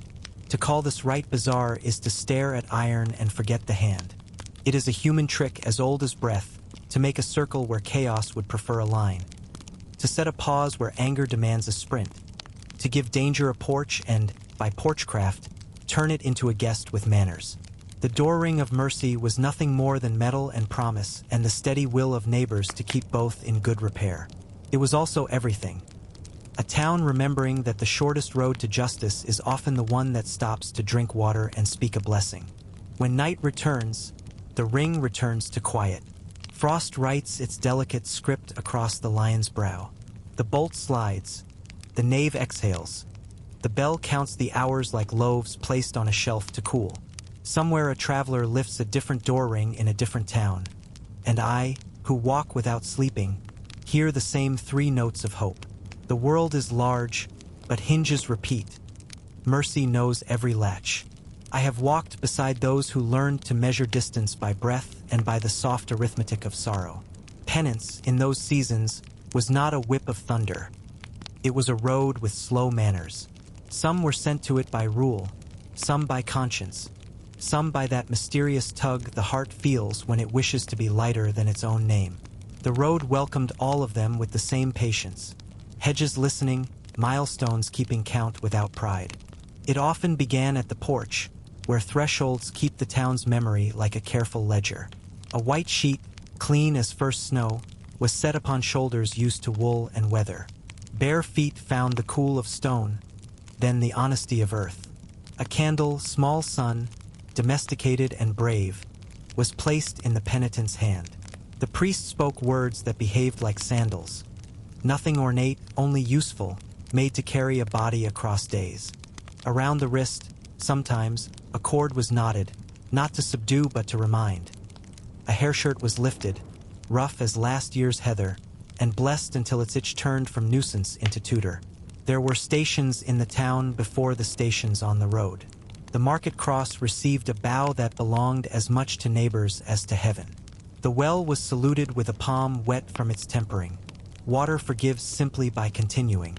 At the poor basket, a coin, or, in leaner seasons, a pledge of shoulder and time. A door where anger had once spoken too loudly was touched with the candle's small light. Words were not demanded. The silence itself, held in both hands, became a kind of fluent apology. Then the miles, plain ones, honest ones, learned 1 foot at a time. The pilgrim's scrip was light, bread, a twist of salt, a scrap of linen folded as carefully as a prayer. The staff tapped a kindness into the road, steady as a shepherd. Some carried pebbles sewn into the hem, a measured burden that could be counted out, stone by stone, into rivers that knew what to do with weight. Others walked with a small wooden cross balanced in both hands, letting shoulders speak what mouths could not say without trembling. Villages along the way understood this grammar. A bench was made ready under eaves where rain liked to rehearse. A cup waited on the sill, watered ale pacified by a pinch of mint. Doors opened with the quiet speed of practiced charity. Children stared and did not giggle. They sensed a seriousness without sting. An old woman tied rosemary to a strap and said nothing at all, because the leaf would carry its own instruction to breath and thought. Cats inspected the bundle, found it contained no mischief, and accompanied for a dozen yards as if escorting a slow comet. Churches received the penitent with entries that tasted of dusk. Cool, beeswaxed, kindly. In some places he circled the nave on his knees, not as spectacle but as a conversation between bone and stone. In others she kept vigil by the rood, candle guttering like a heart that means to keep going. I have watched hair shirts become less of an enemy and more of a conversation partner, teaching the skin to remember humility the way a field remembers last winter's plow. When dawn sifted into clear stories, the ache had turned into a map of where tenderness should live. There were appointed prayers for each mile, not to bully the hour but to keep it from wandering. For those I have wounded with haste, for those I have wounded with delay, for the promises dented by careless speech, for the care withheld out of shyness that mistook itself for prudence. Between such beads of speech, silence threaded itself without argument. Skylarks handled the descant, hedgerows the low note. In certain towns the penitent carried a stone all day and, at vespers, laid it at the church door as if giving the earth back its own burden. I have seen little cairns grow there, honest piles of tired forgiveness. Each stone a syllable in a sentence the heart takes a season to finish. Children used to add a feather or a wildflower to the heap, as if to show how weight and lightness learned to share the same address. Confession, when it came without theater. A stool in the side chapel, a voice trained to listen until listening itself did the mending. The penances given were worked into the day's ordinary fabric. Repair your neighbor's gate. Sweep the nave where winter left its shoes. Sit an hour with the widow who no longer keeps track of afternoons. Return the borrowed tool without a speech attached to it. Leave bread where no hand will be seen taking it. I have found that such assignments teach the soul its most durable crafts. Sweeping well, returning quietly, leaving without signing one's name.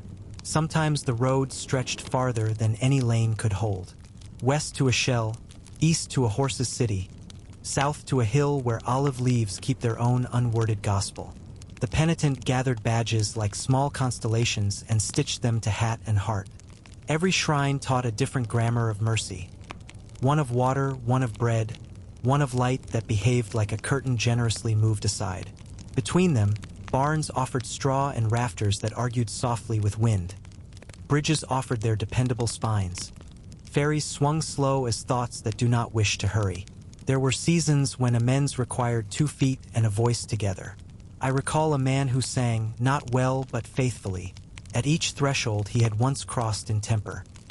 He sang the same 4 lines, learned from a mason who had learned them from a nun who had learned them from a winter.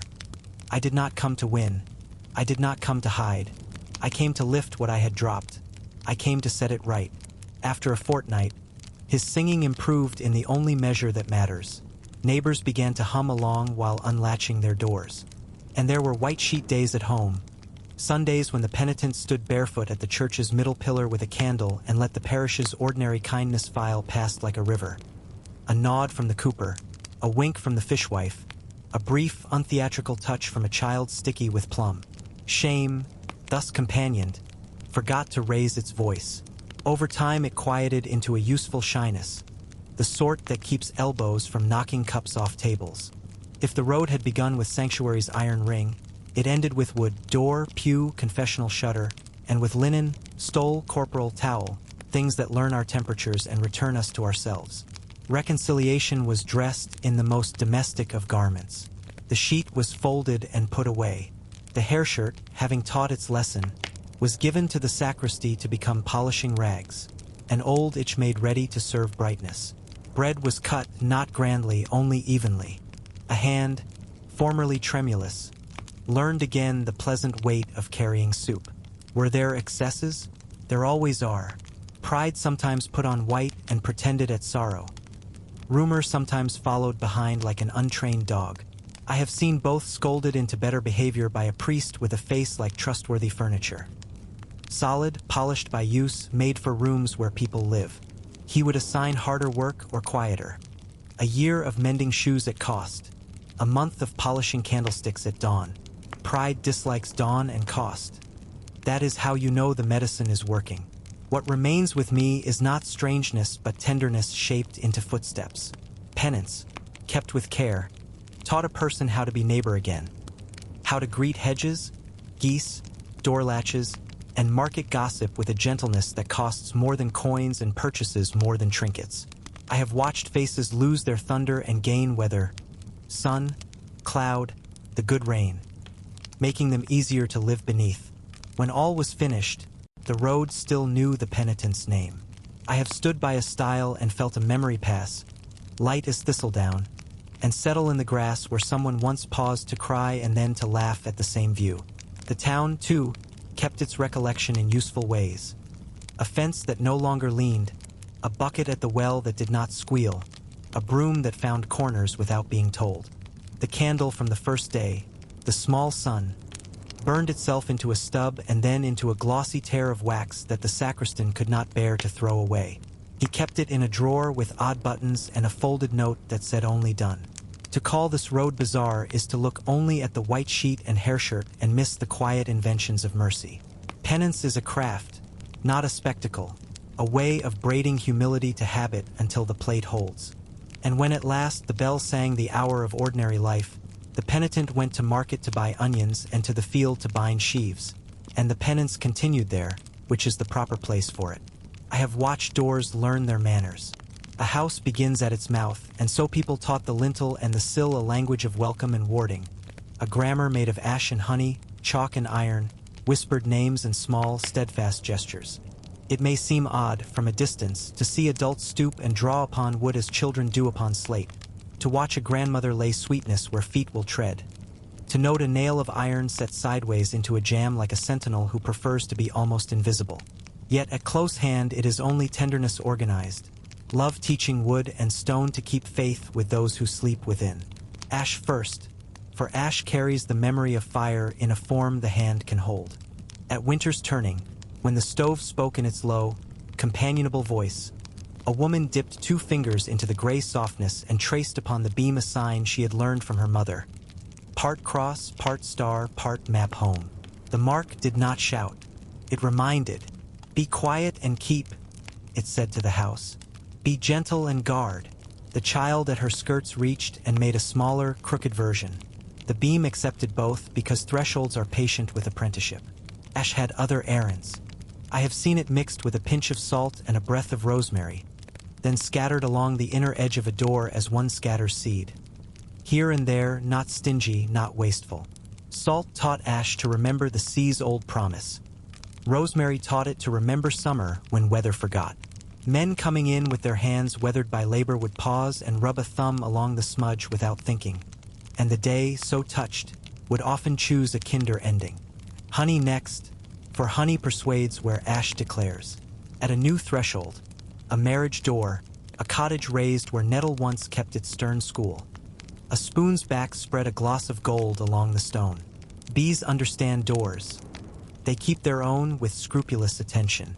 The smear drew sweetness into the house the way a wick draws oil, slow, certain. The youngest were allowed a taste upon the tongue, because beginnings and mouths are cousins. Later, when troubles grew sharp, someone would step out with a jar and, with 2 steady strokes, remind the sill that a house is a school for kindness first and everything else after. On cold mornings in hungry years, the honey stayed in its jar. The gesture traveled by proxy. A drop dissolved in hot water, shared at the threshold like a small sun on a gray road. Sweetness first, the elder said, and the door learned to imitate the cup. There were chalks, 2 pale, friable stars one could hold.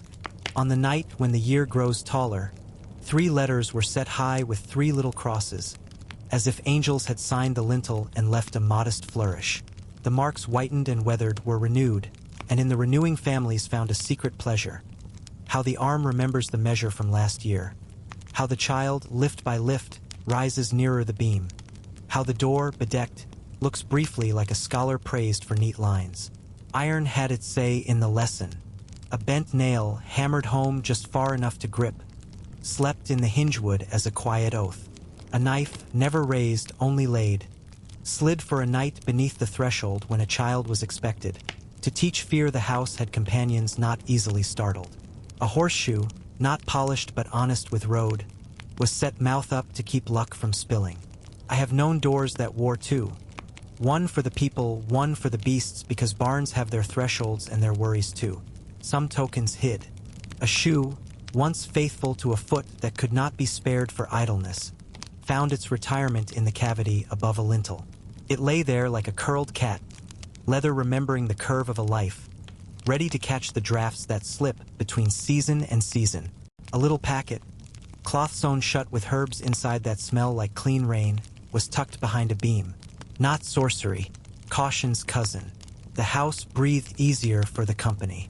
From the ash pit came a pinch to mix into plaster when a wall was mended, so that old fire might be persuaded to share its peace with new mortar.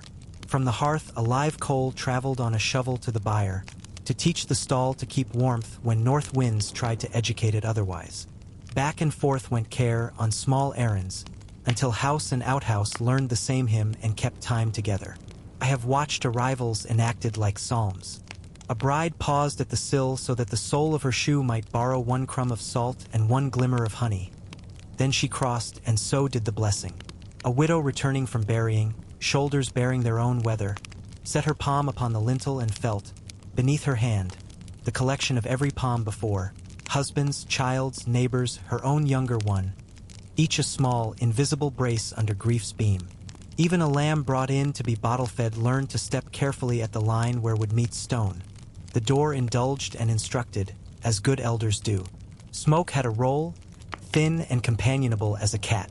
Juniper on a brazier, a sprig of rue, a handful of last year's rosemary laid upon embers. This was a house's winter cologne, a ward against what cannot be named and often does not need naming. The smoke curled through rooms, wrote its cursive along rafters, and drifted out by the door to draw a line the air could read. Here is inside. it said. Behave. In plague weather or rumor weather, the chalk grew talkative. Hands firmed and wrote upon with the old little prayer that has gates in it. Ash was renewed with measured gravity. Iron was felt for and approved like a lock. Bread made from the last of the good flour was cut and a heel kept by the door, because even fear grows polite when offered something to hold. I have watched such seasons pass like rough guests who, seeing a house well-ordered and unafraid to be kind, shorten their visit. You may smile at bottles buried by sills, glass with a coil of wire, a tangle of thread, a pinch of salt, a sprig and nail, as if the house kept a small stomach that digests ill luck. Yet I have seen tempers ease in rooms where such vessels slept. Perhaps it was the bottle. Perhaps it was the attentiveness that filled it. Either way, the threshold learned courtesy and taught it onward. Bees were informed at the door, for doors and hives have treaties. A death, a birth, a wedding. The beekeeper stooped and told the news, the way one tells a quiet relative who prefers to be asked. A ribbon tied to the hive mirrored a ribbon tied to the lintel, and honey was touched to the sill so that sweetness would not feel left out of the living. When hives were moved to new heather and new talk, a dab was left where the old stand had been, and the door, apprised, kept faith with changes. I have watched children learn their sums in ash. A grandmother drew lines along the sill for every blessing that had crossed that week. One for the soldier returned, one for the kettle mended, one for the fever that learned better manners, one for the piglet that decided to live. The child counted and miscounted, wiped and redrew, and the door smiled with grain and patience. Such sums anchor a house in weather no map can name. On certain days the threshold became a small altar. Candle set low, bread placed upon the stone, a pinch of salt and a drop of honey laid beside. The family stood in the lane and then crossed in, one by one, touching the door as if greeting an elder who keeps ear and counsel. Peace to those who enter, peace to those who pass by. Someone murmured, perhaps the mother, perhaps the father, perhaps the child who liked saying the words because they fit the mouth and stayed. Travelers learned a supplemental politeness, to knock twice, once for house and once for luck. If welcomed, they stepped over, not on the threshold, because to tread upon a door's mouth is to interrupt its work. They left a thanks when they left. Crumbs gathered, ash smoothed, a sprig set up in the beams crack like a little banner of gratitude. Even dogs, who interpret thresholds by an older law, paused before pushing noses and paws across. The ring of their collar touched wood and the door, thus greeted, seemed to me to quiet the day. I recall a cottage at the edge of a copse where wind has opinions. The lintel carried so many years of ash sign that it shone faintly, as though the wood had learned to keep its own twilight. The sill bore the gloss of honey rubbed thin and often, like a kindly old hand. Inside, a shoe slept above the door. Outside, a horseshoe kept its modest smile. One winter storm came grumbling along the hedge like an uninvited cousin. It tried the latch and found it courteous but firm. It rattled the thatch and was given a stern look by iron. It peered at the ash cross and, being old enough to remember older covenants, moved on to the next hill. I loved that door for its dignity. No boasting, no panic, only craft. There were, it is true, stranger keepsakes in some beams. Bones not meant for biting anymore. Feathers from a bird that found its way into the chimney and, soot-kissed, declared itself a messenger. A coin laid flat under the threshold so that every day would press prosperity home. The house did not treat these as trophies. It treated them as notes in a book it could not read but like to own. In spring, when sun found the grain, the lintel gleamed a little and the notes felt answered. On Ash Day, after foreheads learned their mark, some brought a thumb's worth home and traced the old letters upon their door's brow. Honey followed at dusk, thin as breath. The door, having kept vigil half the year, took its blessing like a veteran accepts a shawl. Grateful, amused, intent to keep working. I have stood under such lintels and felt both sky and hearth nod to each other. Agreement reached, again, at the house's mouth. If this seems bizarre, this alphabet of ash and honey written on wood, remember how thresholds are asked to be brave. They meet every rumor first. They shake hands with every weather. They answer for us when we are asleep or away.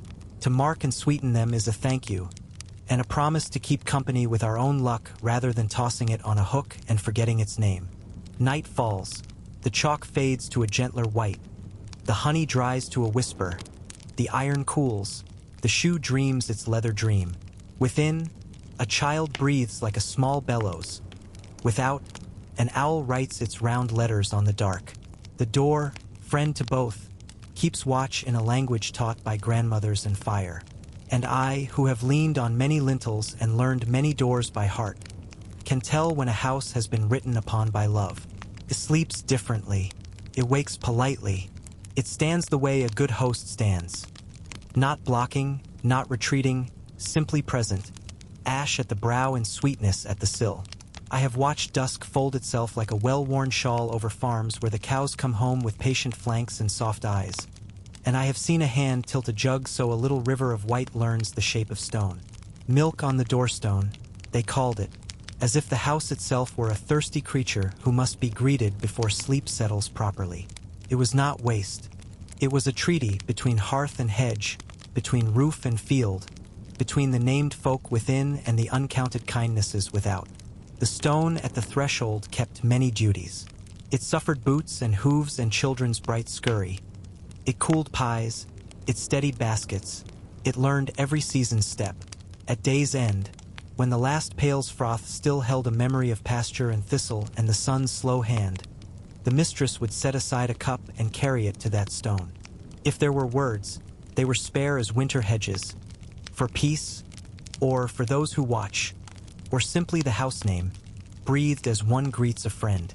Then the milk took its place where ash had spoken earlier and honey had persuaded. A pale benediction given to the seam where outside becomes in.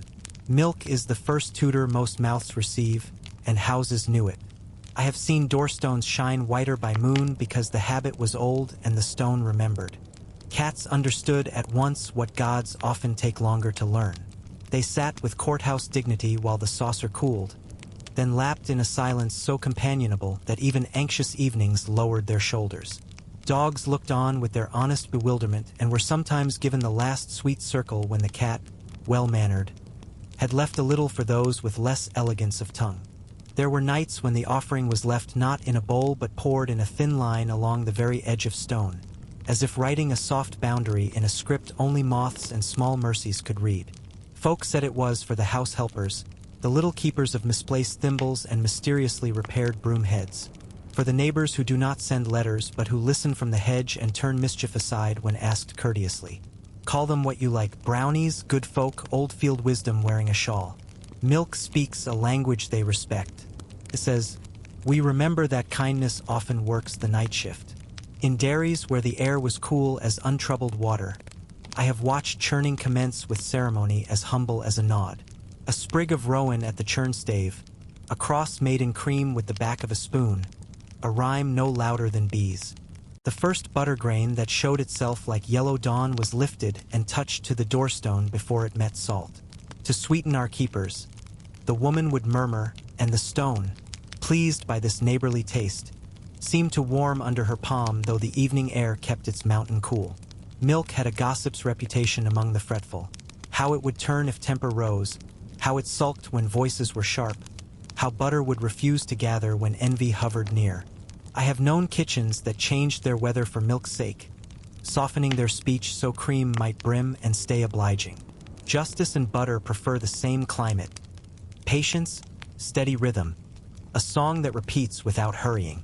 Many a churning song was a prayer poorly disguised. I can sing several still, and when I do the room smells of wood, iron hoop, damp stone, and the faint green breath of clover. First milk after calving was gentled into a dozen errands. A spoonful at the threshold for luck that knows its manners. A spoonful in the ashes to teach the hearth to guard.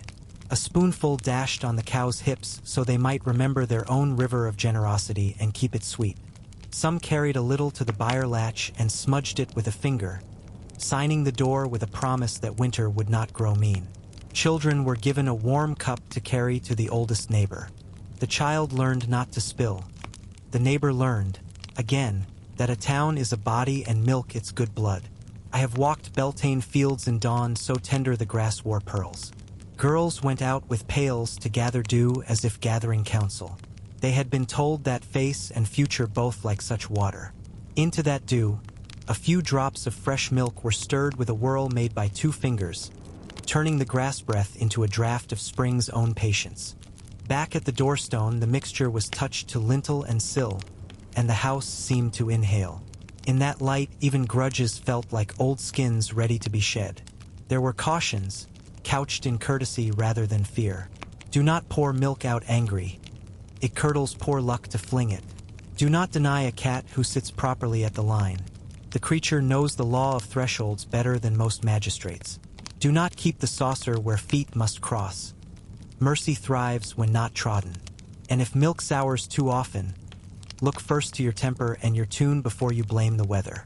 The women who taught these cautions had churn handles for scepters and doorstones for pulpits. I have never known them to be wrong for long. In some places, the doorstone cup was the last act before any journey that wished to return with its smile intact. The traveler touched the milk and then his brow, as if borrowing the house's calm to steady his road. He took a little in a lidded horn to wet dry bread with along the way. The door watched him go and was given a final stroke. Houses are not jealous when we take their goodness out into lanes.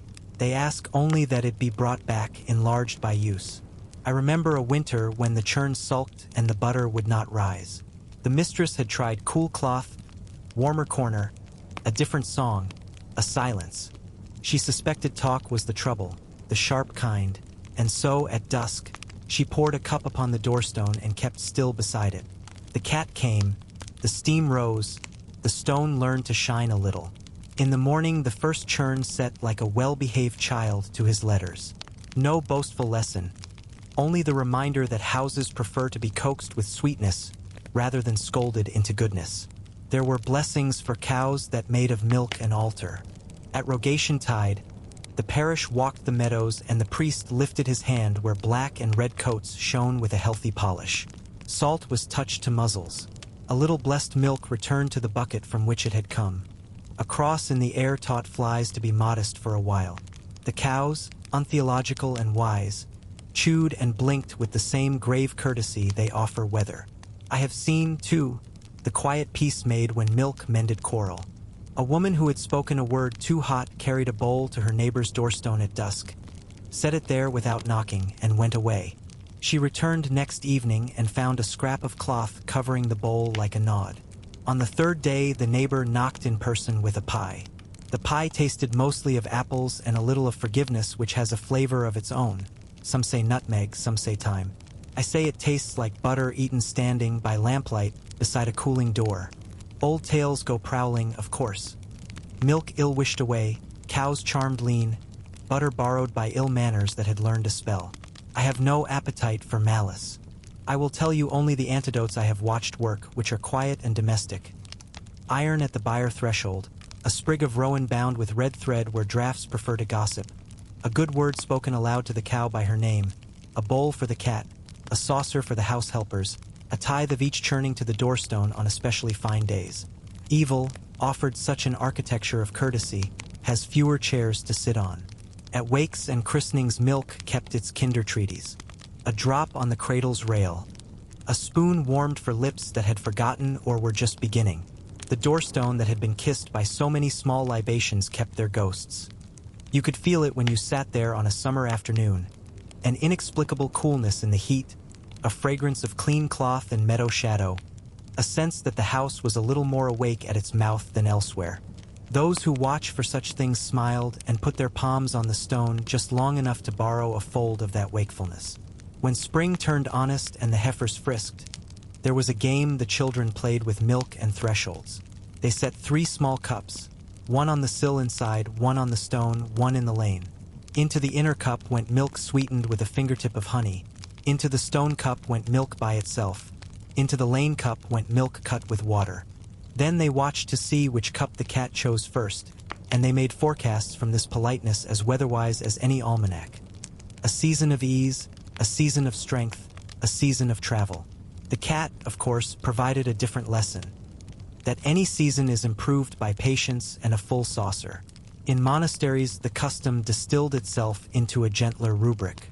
At Compline on certain nights, a novice set a small pitcher on the threshold of the guest house and bowed, not with theatrics, only as one bows to a tired friend. Travelers came late without shame. The milk waited and did not scold. The porter kept a ledger of such jugs, not in numbers but in names that made poetry of arrival. A baker who whistles in sleep, a widow with a knitted purse, a carpenter who carries his own nails. The doorstone there shone like old parchment, rubbed by gratitude. In towns built more of stone than of pasture, where goat bells were heard only on feast days, the ritual learned new shoes. Milk was bought instead of milked, thinner perhaps, but no less eager to be useful. A coin left beside the saucer served as a promise to the unseen. We will not forget the labor that brought this here. The house accepted the translation. It is not the origin that matters in such bargains. It is the intention, pressed warm upon the threshold. Milk is a shy theologian. It speaks best in small portions and straight vessels. I have known scholars who laughed at saucers on stones and then grew tender when the same saucer rested on a study step, cooling a mind too quick to curdle. They discovered what dairy folk always knew. That thought, like cream, thickens kindly when the room's temper is just. Some of them began leaving a thimble's worth by their own thresholds, which improved their treatises notably. You ask me, perhaps, whether anyone remembers to do this now that iron stoves sigh behind neat doors and milk arrives in glass with paper hats. I have no reproach. I have only a picture, which I have watched in many ages. A child lifting the latch at first light, a small cup in her hand, the breath of the house behind her gentle as linen, the step cool, the morning attentive, the pour slow as a blessing. A cat writes its corkscrew question in the air with its tail. Somewhere far off a cow's bell keeps time with the world's better patience. And the stone, old mouth of the home, drinks what it needs, the taste of regard, and keeps watch.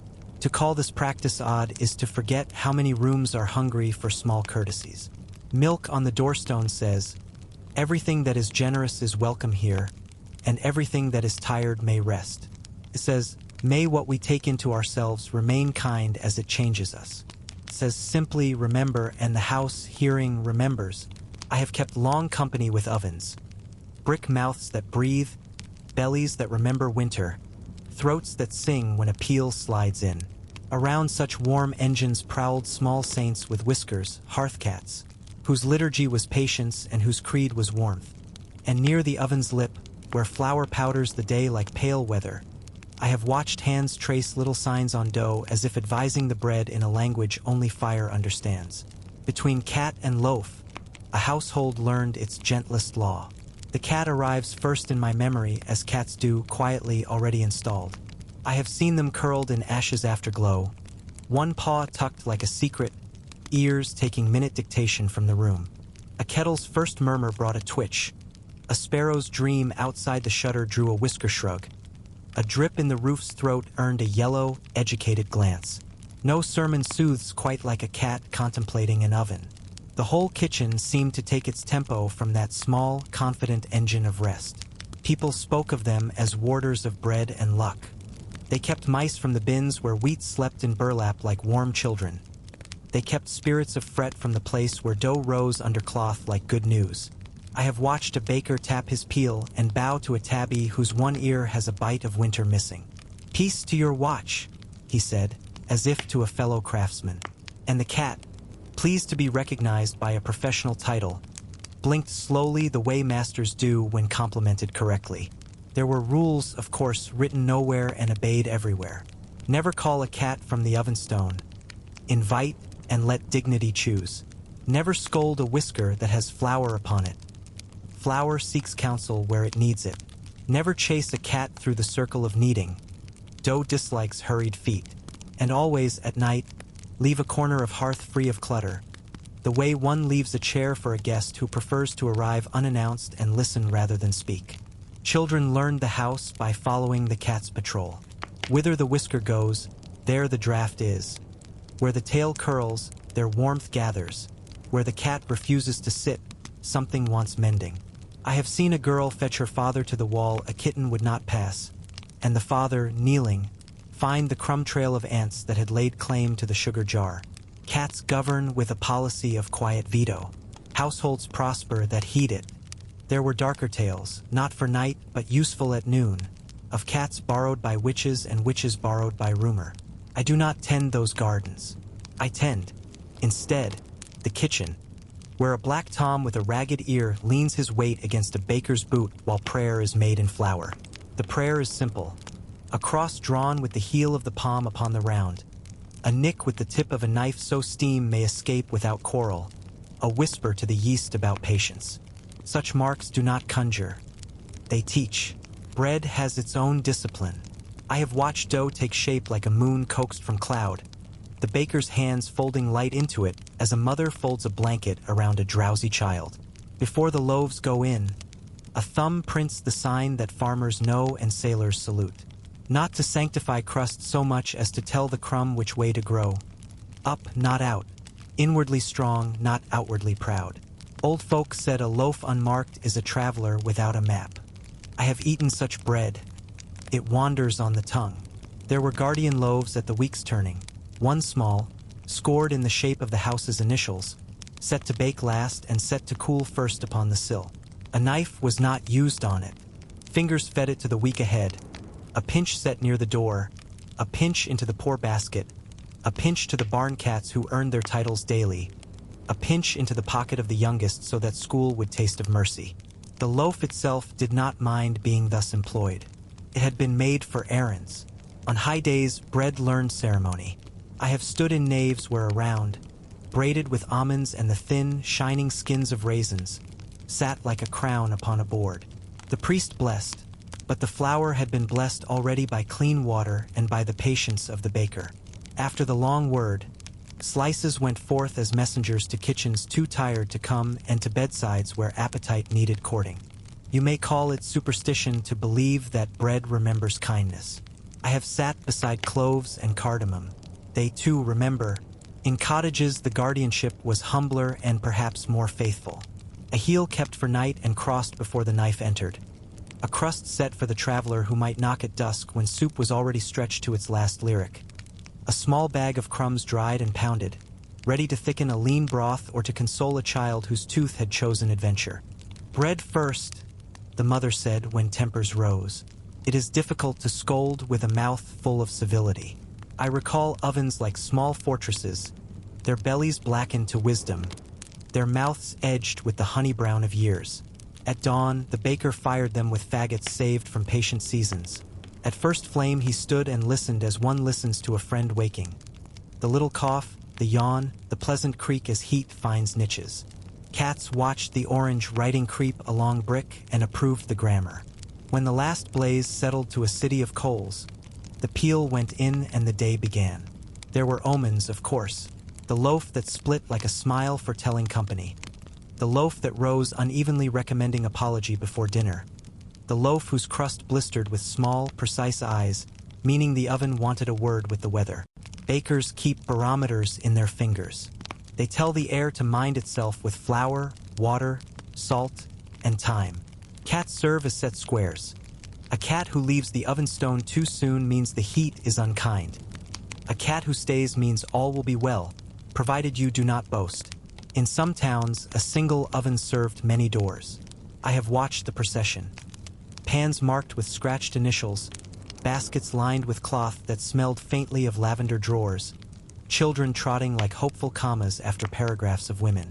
The oven keeper, a magistrate of heat, timed each entry by eye and ear. Loaves were scored with more than crosses then.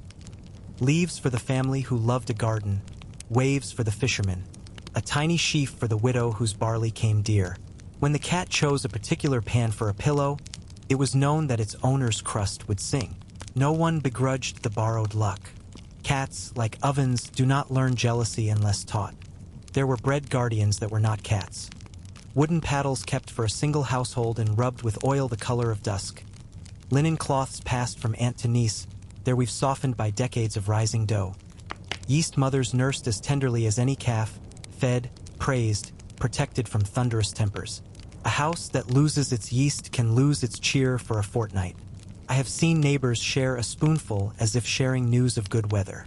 The spoon returned later with a ribbon tied about its neck and a cat hair or two, just to be official. Superstitions multiplied like swallows under eaves and were mostly harmless. Do not whistle while the loaf is proving. You will call a wind into the crumb. Do not quarrel near the oven. Wrath burns hotter than wood. Do not set a loaf upside down upon the board. Bread is a humble crown and should not be mocked. Even the skeptical obeyed these things in kitchens where they were guests. Courtesy rises better than argument. At funerals, bread spoke in a different grammar. Rounds were stacked like moons waning, then distributed to those who had walked behind the slow cart. Cats watched from the lintel with a philosopher's eye and did not beg. Even hunger learns manners in the company of certain shadows. A slice went into the pocket of the youngest mourner so that grief would have something simple to chew. On the third day, crumbs were shaken upon the sill.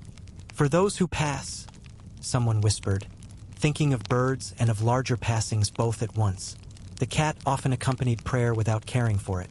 An honest creature, but now and then I have seen a ginger kneel with uncanny appropriateness beside the place where kneelers live, as if to prove that posture alone can be pious. When the blessing over bread ran long in winter and the oven called its minutes sternly, the cat would flick a reproving tail at the priest and be right. Nothing in a village teaches moderation quite like a loaf ready for heat. There were small protections for bread at night. A cloth laid not square but at a thoughtful angle. A sprig of thyme slipped beneath. The peel leaned against the table as if guarding a door. If a loaf failed, it was not scolded.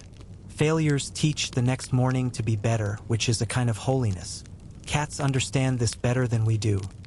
They yawn, wash, and attempt the shelf again with no theology at all. I think, often, of the little custom some kept. A thumb dipped in water, touched to the oven mouth with a word about mercy. Fire does not need our speech, yet it thrives on our manners. The same thumb signed the round before the peel slid home. In that brief contact you could feel an old covenant. We will temper you with care. You will temper us with warmth. Between us, bread. Once, in a salt air town where wind writes its name on every shutter, a boy brought home a kitten no larger than a roll. The oven was new, the baker untried, the dough unpredictable as spring. The kitten installed itself on the warmest brick and taught the oven to be a cradle. Loaves improved.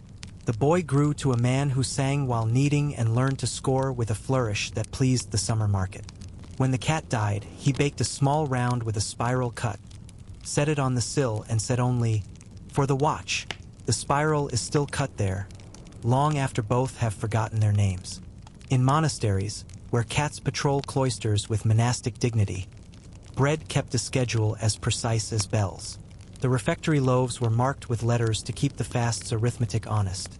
The almonry loaves were softer and sweeter by a finger's breadth, a kindness for those whose teeth had already kept too many vigils.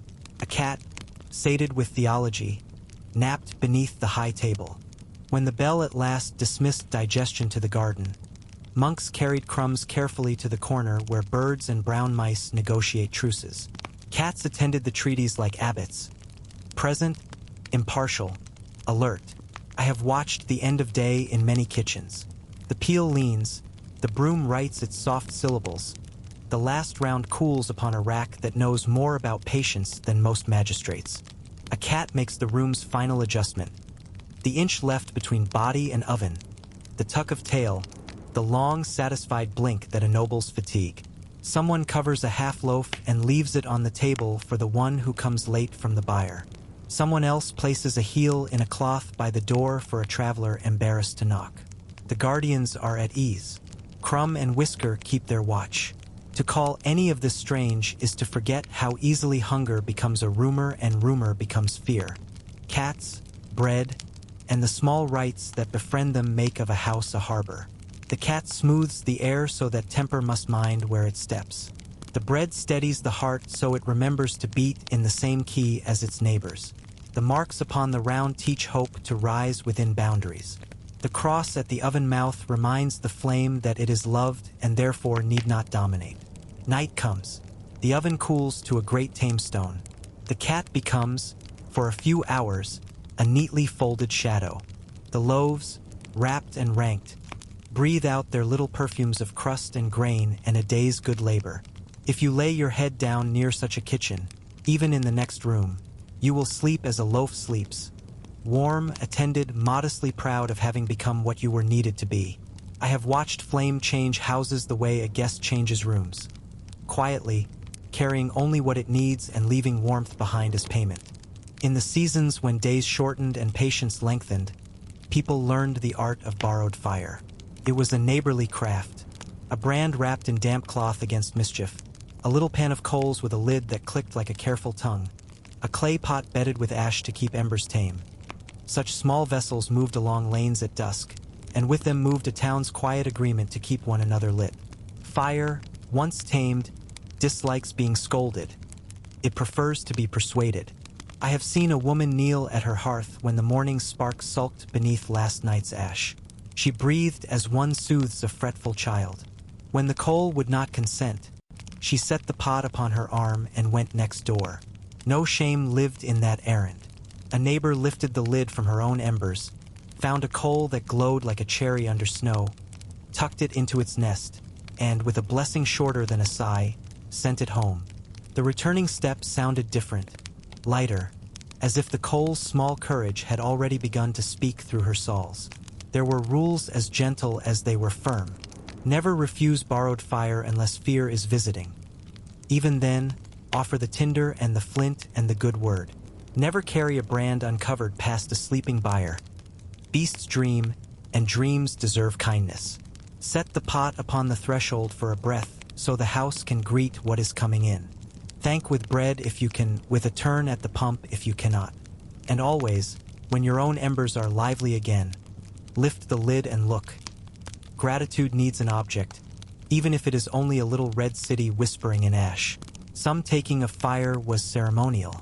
A new couple did not begin with thunder. They began with a coal. At their old doors, mothers nestled an ember from the family hearth into a shell of clay. At the new door, the shell was cracked against the lintel like an egg, and the ember, made daring by the journey, learned the shape of a smaller room. Bread found its courage in that glow. Quarrels, in the early days, remembered to keep their voices low for the sake of the ember's feelings. There were sorrowful borrowings, too. After a death, some houses let the hearth grow dark until the bell had rung the last slow count. Then, at evening, a child went with an empty pan to the nearest door and came back carrying the weight a small hand could manage. The ember, solemn as any elder, was set upon the waiting grate. Breath leaned. Kindling considered. Flame lifted its head as if to say, "I will keep watch while you learn your new night." I have felt such first light on my face 1,000 times. It is not comfort exactly. It is company.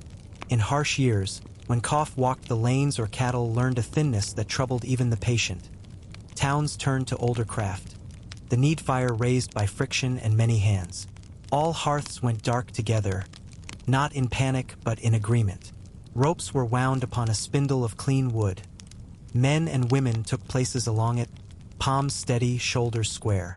They drew, they let, they drew again, until heat was persuaded from the grain as water is persuaded from a well. The first smoke rose like a shy vow. When the spark showed, the priest or elder cupped it in tinder that smelled faintly of winter apples. Children held their breath. The wick of the year caught. From that one flame, the parish lit torches as if lighting stars from a first star. Each house received its portion with an awe that made even cats sit up. Doors learned the taste of new discipline. Hearths learned to speak again without boasting. Whether the right healed beasts or bodies I will not claim. I will only tell you that the village stood straighter afterward and remembered its common spine. Between such workings, the year kept its 4 sober pauses, ember days, when kitchens and hearts practiced restraint so that plenty would not forget its manners. They fell in the quarter turns of seasons, when frost began to loosen its grip on lanes, when gardens found their first shade, when fields leaned yellow and thoughtful, when lamps woke early and learned to be brave. The bell called not loudly but often. The table set itself in humbler clothes. Broth so clear it seemed a window, bread thin as a promise, apples cut into moons, a pinch of salt allowed to be a teacher. In those weeks, the air around ovens grew more articulate. The cat accepted fewer saucers and did not complain. Discipline is easier slept through. Children learned the arithmetic of less, not bitterness, only measure. Hands that would have reached twice reached once and found that once, thoughtfully done, satisfies more. The poor basket grew heavier. That is one way to tell an Ember Day has remembered its craft. Ember Days asked for blessing too, the blessing of earth and trade, of the tools that keep the town in conversation with the seasons. I have walked behind priests whose voices were thin as winter sunlight and watched them lay fingers upon plow and loom, on net and needle and the humble bale hook. In barns, the blessing fell upon the patient backs of beasts who know more about fasting than men ever will. In workshops, the blessing found steel and left it a fraction kinder. The bell took the news into corners where news seldom goes. Rafters, rut, hedge, the little garden where rue and time keep their cooperative watch. Ordinations sometimes accompanied these pauses, for Ember Days are fond of beginnings that promise service. I have seen a young deacon's hands held open like bowls. I have seen a seamstress vow to mend for those who cannot pay. I have seen a miller promise to test his measure against mercy as often as against rule. Vows spoken in thinner air learned to travel farther. The cat in the nave stretched and approved. The old made peace with Ember Days more easily. Hunger, lightly practiced, reminded their bones of a music they had once known. The young learned to sit with the slight ache until the ache turned from scold to counsel. Kitchens discovered that flavor does not only live in fat. It lives in patience, in smoke, in onion coaxed rather than commanded. At dusk, houses smelled of restraint and of something better than restraint, which is gratitude. Borrowed fire and Ember Days taught one lesson, rehearsed two ways. That warmth is a commonwealth, and that appetite, well shepherded, becomes a friend who knows when to speak and when to fold its hands. The ember in the pot, traveling from door to door, made kin of roofs. The ember in the week made kin of hours. Between them, a town walked straighter lines with softer feet. I remember a night when wind pretended to be important. It roared in the flue and rattled the latch like a rich man at a poor door. Inside, a single coal, borrowed at dusk from a cottage whose porch taught generosity to the whole lane, kept its red counsel. The family ate a soup that was more steam than story. Afterward, they sang the tune that returns every winter because it knows it is wanted. When sleep arrived, it found the house content with little and wrote a note to the weather. Try elsewhere. This roof has already chosen its climate. There were cautions, as always. Do not take fire with a quarrel in your mouth. Embers know the taste of anger and cool themselves in protest. Do not hoard flame when the lane goes dark. It will refuse your next request and you will deserve the refusal. Do not turn an Ember Day into theater. Hunger behaved loudly is merely appetite in a costume. And if a neighbor comes with an empty pot and eyes that will not meet yours, remember that shame is a spark that catches quickly. Lift the lid, and the lid will do the rest. By season's end, the tools were oiled, the cords coiled, the pots soot-polished to a domestic shine. The hearthstone held a deeper blackness, not of neglect but of having been trusted. The cat returned to its court by the ash, whereabouts sermons are short and sleep is eloquent. The bell returned to counting bread hours. The ember in each house learned to purr with less wood. The lane, seen from above, had the look of a rosary, little red beads at regular distances, all keeping one prayer. To call these customs odd is to forget how houses shiver when left alone. Fire asks to be carried the way a message asks to be delivered. Fasting asks to be practiced the way an instrument asks for scales. Between the two, a town learns its modest virtuosity. Steady breath, shared warmth, less boasting. I have walked in many ages through rooms that smelled of soup and ash and resolve, and each time I slept more deeply afterward, as if my own old bones were being reheated gently and set to rights. I have kept watch in winters when the days were short as kind letters and nights broad as charity, and I have seen a town gather its small sons into one bright congregation. Candlemas, they called it, the hour when flame received its blessing and, with it, the appointment to steward the remaining dark. I remember bees in the memory of the wax, and I remember the people, who are only taller candles, carrying their light carefully through corridors of cold. The work began long before the bell. In the chandler's loft, skeins of wick hung like pale rain, twisted flax, clean as truth. Cauldrons talked to themselves in honeyed breaths while blocks of beeswax, stamped with the delicate hexagon of summer's craft, yielded to warmth and turned to amber rivers. The room smelled of fields in full voice, clover that had laughed all noon, lime blossoms that had taught the air to sing, a thread of propolis like a quiet law. I watched hands, burned a little, scarred a little, obedient to patience. Dip wick into brightness, lift, and let the new skin cool. Dip and lift, until a slender pillar learned the shape of steadiness. The children were allowed to help, but only with the plating of wicks and the counting of pairs. They whispered the names of rooms that would need these lights: porch, sickbed, stair, breadboard, cradle, and the naming turned inventory into prayer. A girl tied red thread about 2 candles set aside for throats that would one day be sore. A boy laid 3 stubs in a clay dish marked for storms, because thunder respects old assignments if they are tenderly kept. When morning wore its quiet shawl, folk came with candles tucked like little harvests in their baskets. Some were newly made, solemn in their smoothness. Others were returned veterans, short, a bit unequal, with drips hardened into the topography of last year's fears and feasts. No one was shamed by the humble. Even a thumb's length of beeswax keeps one corner of night from boasting. The nave learned the sweet breath of summer, and the beams, old listeners, tilted their wooden ears to catch it. At the west door a brazier waited as though fire had put on decent clothes for church. The great candle, tall as hope and just as unhurried, received the first flame. I watched the priest trace on its wax a map of days to come. Lines like furrows for sowing, a little star for the hours that lose their way, small grains of incense pressed into the surface as if to teach the year how to give off a fragrance even while it burns. Then, spark by spark, flame traveled from hand to hand and became procession. We walked not quickly. Wax cups blushed with light. Old fingers made windbreaks for small flames. Small palms learned the chapel of the hand. The song we took with us moved in plainsong, low enough that even doubt could hum along without embarrassment. Through the door and into the startled daylight we went, letting winter see our tender defiance. Around the churchyard, you approving, stones listening. We carried the prayer of fire as one carries soup.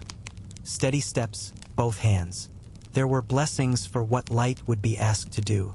1 candle for the road that must be found after dusk, set in a lantern whose panes remembered January's breath and did not complain.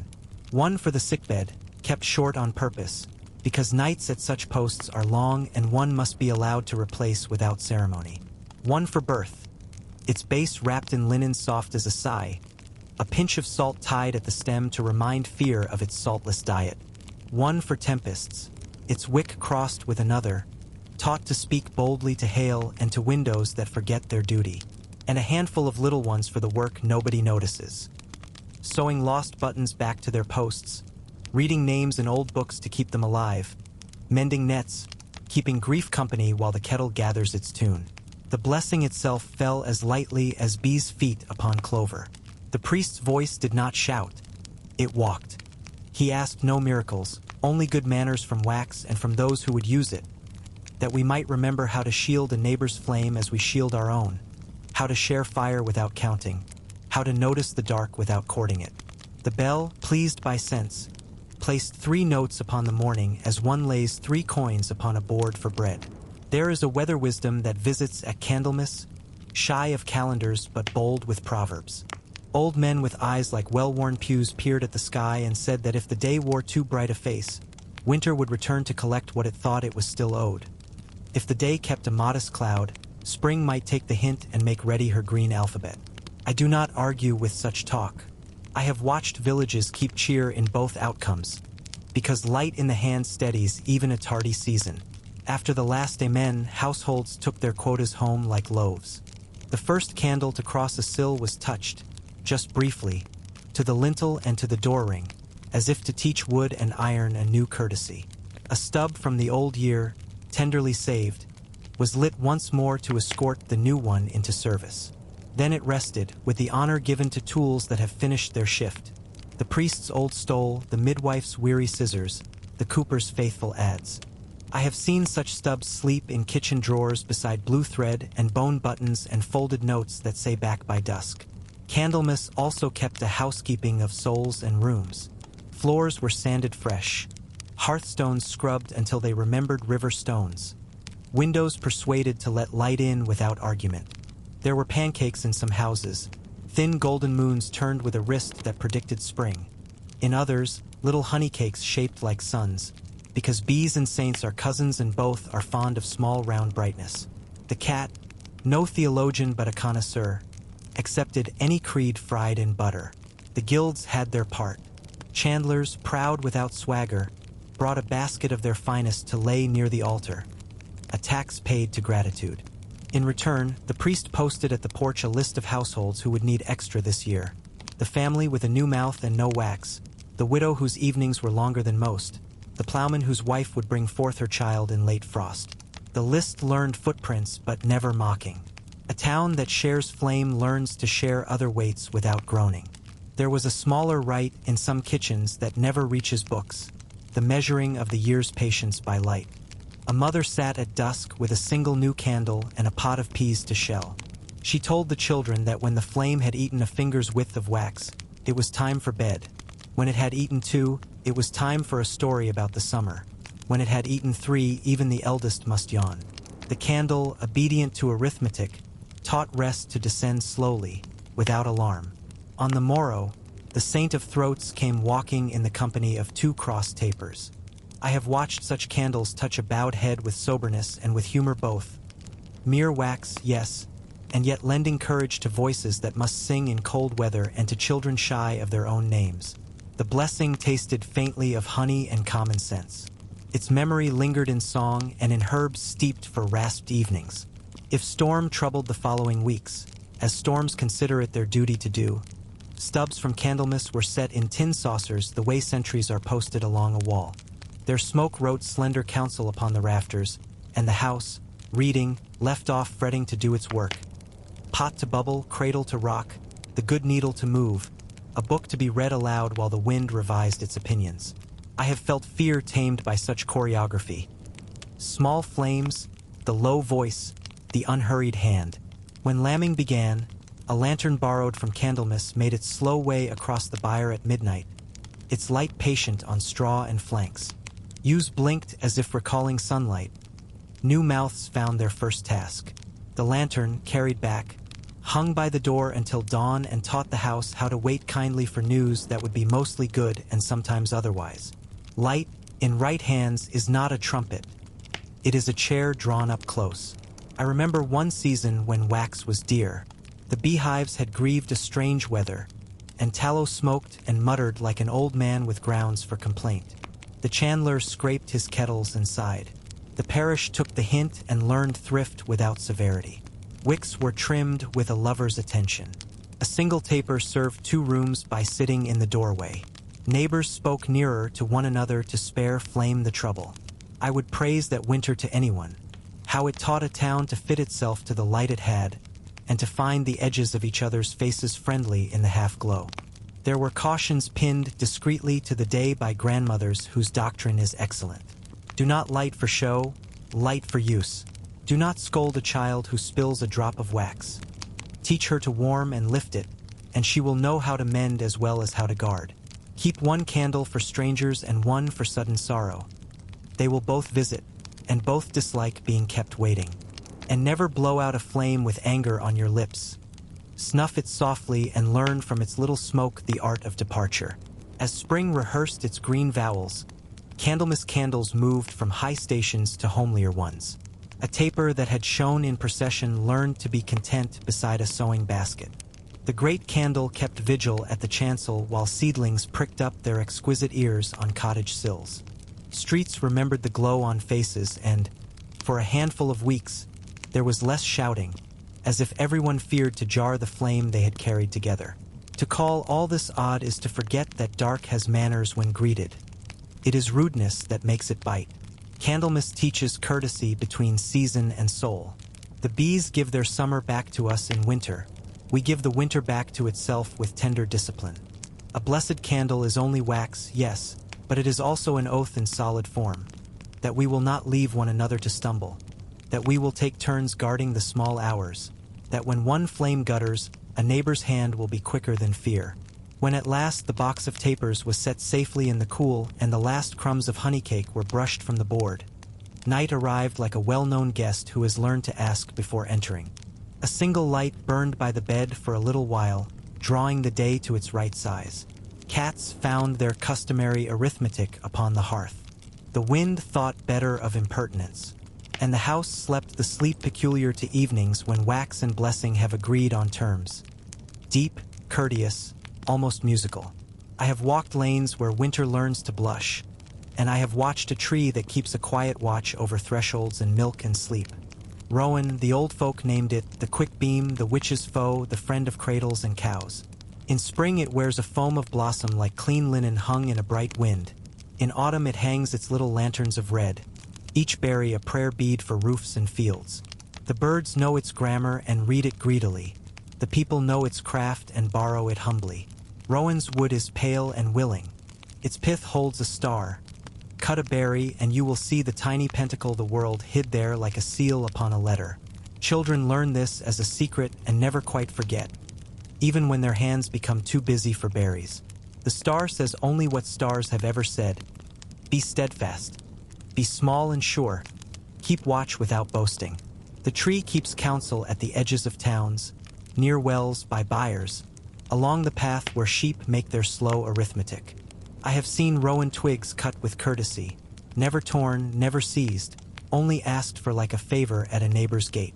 3 little boughs, 5, sometimes 9, each with a joint as neat as a bead. The knife that takes them touches first the bark, as a finger touches a friend's sleeve before speaking. Then they are laid upon a board and crossed, simple as the alphabet's first kiss, and bound with thread the color of warm blood. Red remembers life. Red warns sharp weather. Red gives even a twig a voice that night respects. Above door and stall I have watched such crosses set, no larger than a sparrow, no heavier than a promise. They do not crow at mischief. They simply stand, and mischief, who is lazier than rumor makes it, prefers to try a sill without a sentinel. The cross near the churn keeps butter in the mood for gathering. The cross near the crib gives sleep a smooth plank to cross upon. The cross in the eaves asks swallows to write their summer lines without anxiety. None of this is thunder. It is housecraft, which is the quietest of all magics and therefore the most faithful. Red thread learned many errands in those rooms. It tied Rowan where Rowan wished to sit. It circled a wrist when worry forgot how to behave. It stitched a small, unseen ring into the hem of a child's shirt so that adventure might remember kindness. I have watched grandmothers make 9 knots while thinking 9 good thoughts so steadily that even the thread seemed to grow braver. The first knot was for breath, the second for bread, the third for doors that open at the right hour. The remaining knots tied shut the small, drafty places where fear seeks a bed. Shepherds favored Rowan for staffs. A crook cut at Michaelmas from a sapling that had watched the hill all summer seems to remember the names of sheep without being taught. I have leaned on such wood beside men who speak to weather with the courtesy of equals. At lambing, a sprig tied with the red thread flicks flies from damp ears and persuades luck to stand near the stable door and pay attention. Cattle wore Rowan the way a lady wears a pin, without fuss, with long practice. At the spring turning, when herds walked through a gate that had slept all winter, a loop of red thread twisted with a twig bent into a charm touched horns one by one. A wet nose approved. The drover wiped his hands on grass and walked lighter. Milk that night tasted of pasture and a little of peace, which is another pasture. Rowan sat beside the loom as well.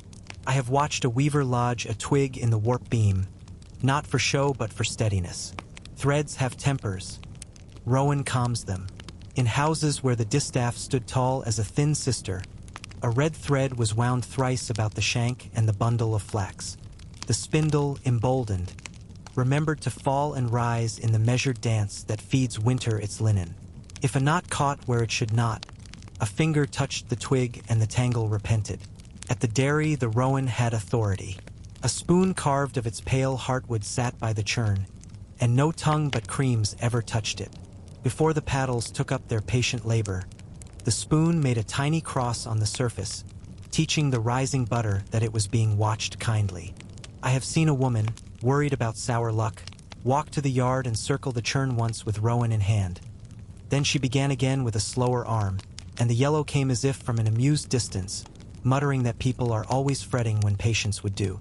Lads carved rowan whistles and found that the birds listened differently.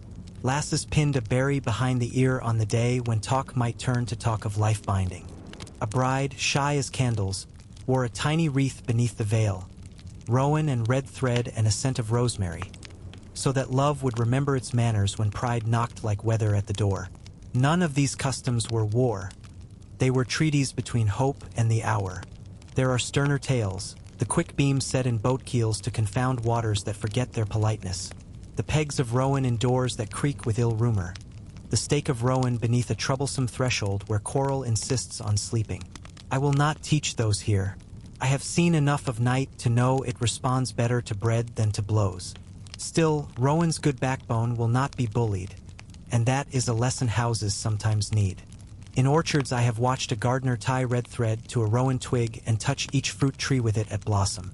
The bees, who respect craft wherever they find it, hummed approval. In years when frost reconsidered its timing and came late like a forgetful guest, blossoms thus saluted seemed to keep more of their promises. The gardener gave no speeches. He made tea, tied another knot, and went on with pruning. Children made games of the red thread. They strung berries, counting like monks who have been allowed a bright rosary for once. They tethered a twig boat by a thread and dragged it along a puddle's continent, learning that harbors are a matter of choice as much as of wind.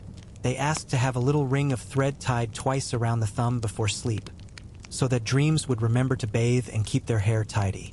The ring was snipped in the morning and tied to a rowan sprig above the bed, and in that way even the most unruly dream was accounted for and given a chair. A midwife I loved kept red thread in a wooden box near her clean cloths and oil. She tied it, quick and calm, about a mother's wrist when the room turned to weather, not as magic, only as remembering. You are held. Your hands have work. Here is a color that does not flinch. A sprig of rowan in the window watched without speaking. Afterward, when the house had learned a new breathing, the thread was knotted around the cradle's foot and forgotten by everyone but the cradle, which kept it like a small promise tucked under its own ear. At Candlemas, some brought a thin rowan twig to be introduced to the blessed flame, not burned, only shone. The twig seemed to learn a little shine, as if summer had been hurrying through the dark toward it. Tied later with red thread and set above the door, it made a modest braid of 3 helpers: wax to teach lightness, wood to teach standing, thread to teach holding. There were cautions kept sensibly. Do not cut rowan rudely. Ask and leave a coin or a crumb at the root, for every pact requires its little sign. Do not waste red thread on show. It works best when asked to be unnoticed. Do not hang so many charms that the house begins to mistake fear for prudence. One good cross above the door will do more than a forest of fret. Replace each spring what winter humbles, and thank without theater what did its work. Once, in a hill village where the wind thinks itself mayor, a rumor came thin and fast as sleet. A ewe had died oddly. A cow went off her milk. A child fretted in sleep. The old women, who know how to nurse both beast and talk, gathered at dusk with twigs and thread. They tied crosses where they must, door, byre, cot, and then they did the more difficult work. They baked bread, they watered ale, they sent a boy with soup to the house that had forgotten to eat. In a week the wind was mayor again, and the village remembered what it already knew, that rowan and red thread do not replace kindness. They remind it to arrive. I have seen a mason, skeptical as stone, keep a rowan peg in his pocket.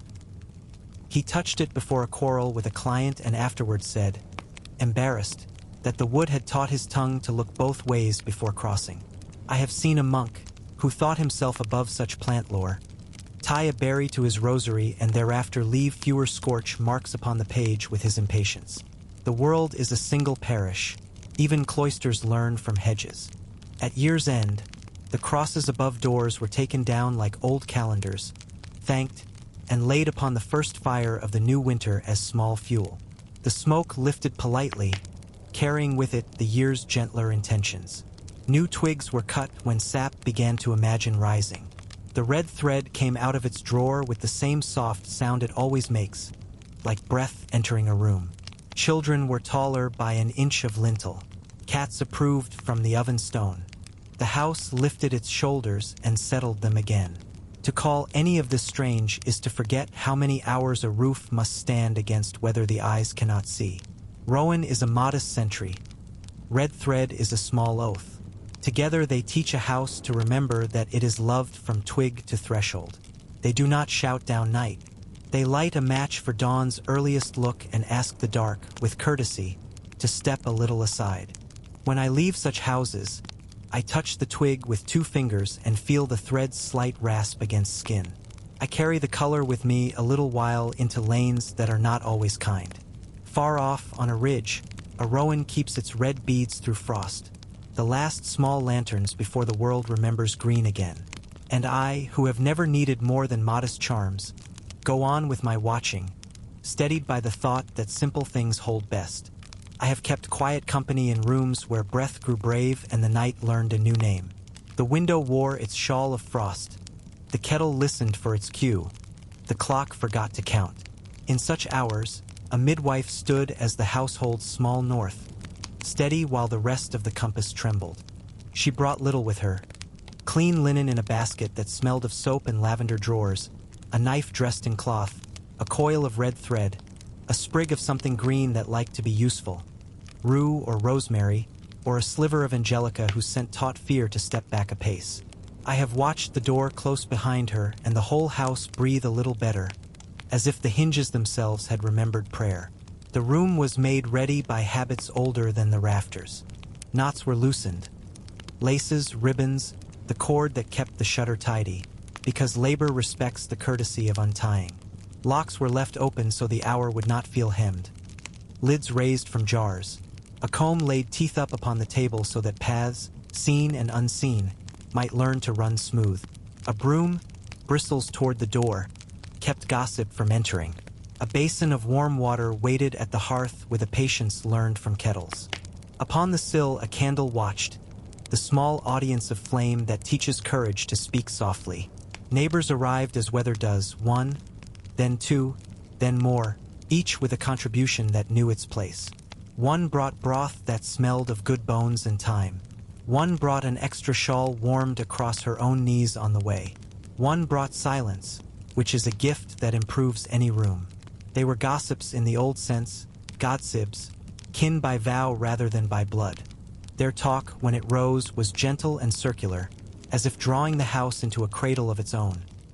Stories of other nights, other candles, other brave hours that had ended in sleep and soup and a new pair of eyes learning the geography of faces. The midwife's thread lay coiled on the table like a sentence waiting for its verb. Red so that life would remember itself. Strong so that doubt would not be tempted. She tied nothing quickly, not even breath. First her hands rehearsed kindness. Water and soap, a towel as soft as a familiar thought. Then her mouth rehearsed steadiness. A measure of words equal to the measure of pain. When the moment came to bind, she used the thread with the neat economy of someone who has mended more than linen. A knot to tell blood it had done enough. Another to tell breath where to rest its weight. The thread knew many errands before and after. Around the mother's wrist to borrow courage, around the cradle's foot to keep watch, once around the door latch to remind visitors to knock with their gentlest knuckles. Salt kept company at the corners of the room. A pinch in each cradle corner, when the cradle was still only an idea made of wood and hope. A pinch upon the tongue of fear whenever fear took liberties. I have watched a midwife lick her finger lightly, touch the salt, and lay that finger on the mother's brow as if drawing a map toward morning. There were herbs to steam the air, a handful of rosemary for remembrance, of chamomile for patience, of bay for shoulders that had been brave all day and would need to be brave a little longer. Steam rose like a quiet hymn and watered the rafters. Some houses kept a custom for thresholds at such times. The door was left upon the latch, not to invite winter in, but to teach the passage a good example. When wind tried to interfere, the midwife tipped the latch once with a firm finger and reminded whether whose house this was for now. If the mother's spirit wandered near the edge of sleep, the candle agreed to burn lower so that the road would not look too long. If she sank, it brightened, to say that dawn still knew the way. The father, awkward, tender, full of errands, kept to duties that were part ceremony, part usefulness. He tended the fire as if it were a nervous guest. He walked to the end of the lane to listen for the bell that would be rung if more help were needed. He fetched water and forgot nothing, not even to breathe. When his hands were not needed, he stood deliberately where he could be seen without being in the way. I have watched a woman, laboring, borrow strength from the sight of her husband, holding his own fear like a bucket of water with a lid. At the center of it all, work and mystery braided themselves into one rope. Pain came and rested, came and rested, came again with a larger thought. The midwife timed her own breath to that tide and taught the room to do likewise. When the hour opened, so quietly sometimes that even the floorboards leaned closer to hear, there was no trumpet. Only the sound of water remembering its duty, and then, at last, the smallest voice, surprised to find itself invented. The midwife's hands were the first country. The red thread found its work. The knife, blessed without ceremony, did what knives must, and was put away as if to sleep long and well. There is a silence that follows such moments unlike any other quiet in the world. It is full, not empty. It contains the remainder of the night and a little of the morning, and something from the first day when light learned to separate from dark without quarreling. The child's face, still undecided about language, made its first expression. The mother's face, exhausted and just, became the most reasonable surface under heaven. The midwife laid the infant upon that plane of warmth, and the house, from lintel to hearth, adjusted itself to include one more breath. Cradles waited. I have seen cradles built from old timber that had once been a door or a boat. Wood remembers how to carry. They were lined with linen as plain as truth. Above them, charms that do not frighten hung at the beam. A small Rowan cross with its red thread tidied into a modest knot. A shell that remembered seas and therefore had patience for tears. A wisp of lamb's wool to coax sleep. A crochet of blue thread for eyes to practice their focus. Cats, who claim authority over naps, came and took the lower corner of the blanket where no feet would be. A spoon of honey touched to the mother's lips said what the room meant. Sweetness returns after labor. The first bath was not cold, not hot, and not long. Water and hand discussed skin. The child considered the treaty. The midwife talked to the baby as if to a guest, thanking toes for arriving, ears for their willingness to learn, a spine for its own stout ladder, a drop of blessed water, if danger had tossed its shadow across the bed, was laid upon the brow with no fuss and a gratitude that made the rafters lower their heads. In such cases, names came early, not out of fear alone, but out of the old courtesy that believes proper address improves any conversation. Even the one death brings too soon to a house. When peril had passed, or had not dared the threshold at all, the naming kept its slower pace. A bowl, sometimes of wood, sometimes of clay, held clean water on the table by the window. A coin from the godfather's pocket slept beneath, to teach prosperity to keep its voice down and its hands generous. The godmother brought linen folded into squares that could hold tears, or milk, or joy. Their vows were simple: to stand guard over a story the way a hedge stands guard over a field, not to obstruct, only to show where the line lies when storms grow argumentative. There was food with names suited to the hour, groaning beer that remembered barley and comforted throats, caudle thickened with egg and spice to persuade weariness to sit and be fed, small cakes shaped like moons to honor the lamp that had seen the house through. The poorest house found a way to make a sweet, even if it was only bread baptized with honey, and shared it as if giving it first to the new mouth by proxy. Laughter learned to walk on tiptoe. Tears learned to smile by accident. The lying in had its calendar marked by benches and by light. For days the mother kept to the warm province between bed and chair, learning the new map of time in which hours are parcels to be opened slowly. Visitors entered as at a chapel, shoulders remembering to be narrow, voices remembering the value of a whisper. Some brought broth and took away a basin. Some brought their hands just to sit and stitch while the baby slept, because the sound of a needle comforts rooms. The midwife returned with her thread and her listening and approved the color in the mother's cheek as one approves a roof after snow. Not boast, relief. At last came the day when the church received what the bed had introduced, the old blessing called churching, which was nothing more than gratitude made public. The mother, dressed in her ordinary best, walked beneath lintels that had learned her footsteps anew and stood where other women had stood before, at the place where stone can hear thanks and keep it without spending. A candle, perhaps from Candlemas, flamed for the length of a psalm. The priest spoke not as judge, but as neighbor with a book in his hand. The baby, who had views about sunlight, was passed from arm to arm without a single doubt about being cherished. The world, informed, made its small accommodations. Bees were told at the hive. The keeper lifted the coverlet and said the child's name, a courtesy between households. Cows were patted on their warm foreheads and asked to consider their generosity doubled. They blinked and agreed.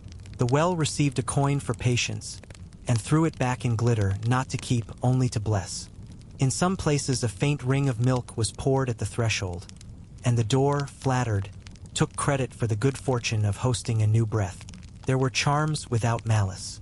A knife laid briefly beneath the mattress to remind fate that sharpness belongs in steel, not in talk. Scissors crossed and hung where drafts like to gossip. A length of red thread tied to the cradle foot and snipped each 7th morning, because fear finds routine disconcerting. If the child fretted, a spoon knocked lightly upon the hearthstone to call in sleep from the outhouse, where it sometimes wanders when needed. Gifts arrived with the wisdom of a parish. A shawl warmed by the lap of the woman who sat long evenings at her own window. A bonnet whose ties had learned to please knot and finger. A wooden rattle with peas trapped in its round belly, the sound like distant rain. From the shepherd came a lamb's bell worn smooth by many springs, now tied to the cradle where it would ring if rocked too roughly, reminding older children that gentleness is a craft. From the smith, a nail bent into a heart and set above the door, iron promising, in its taciturn way, to keep watch. When sleep finally threaded the room from hearth to bed and back, the midwife, whose bones were acquainted with hard chairs and gratitude, tidied her thread and knife and green sprig and left. The house lay back on its pillars like a tired man in a warm bath. The neighbors dissolved into lanes, taking their shawls and their stories with them. The father, released from his alertness, discovered that sitting is a form of prayer. The cat, elected to high office by no one and by everyone, mounted the foot of the bed and became a folded question mark of good fortune. I have seen cradles hung from beams by ropes that taught the hands a rhythm older than song. I have watched boards rocked by a foot while a hand kneaded dough.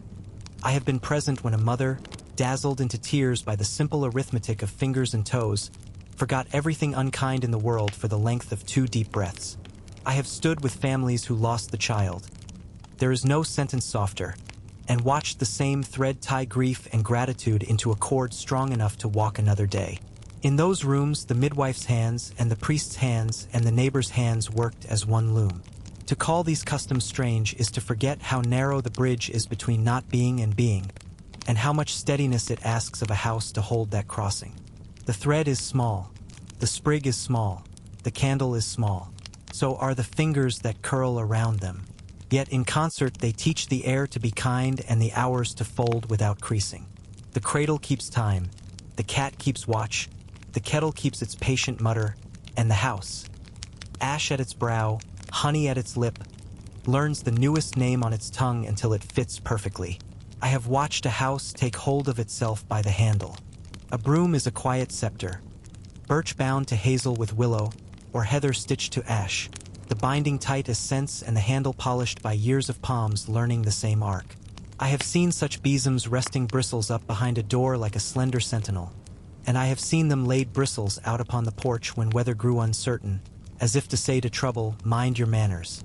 This mouth keeps itself in order.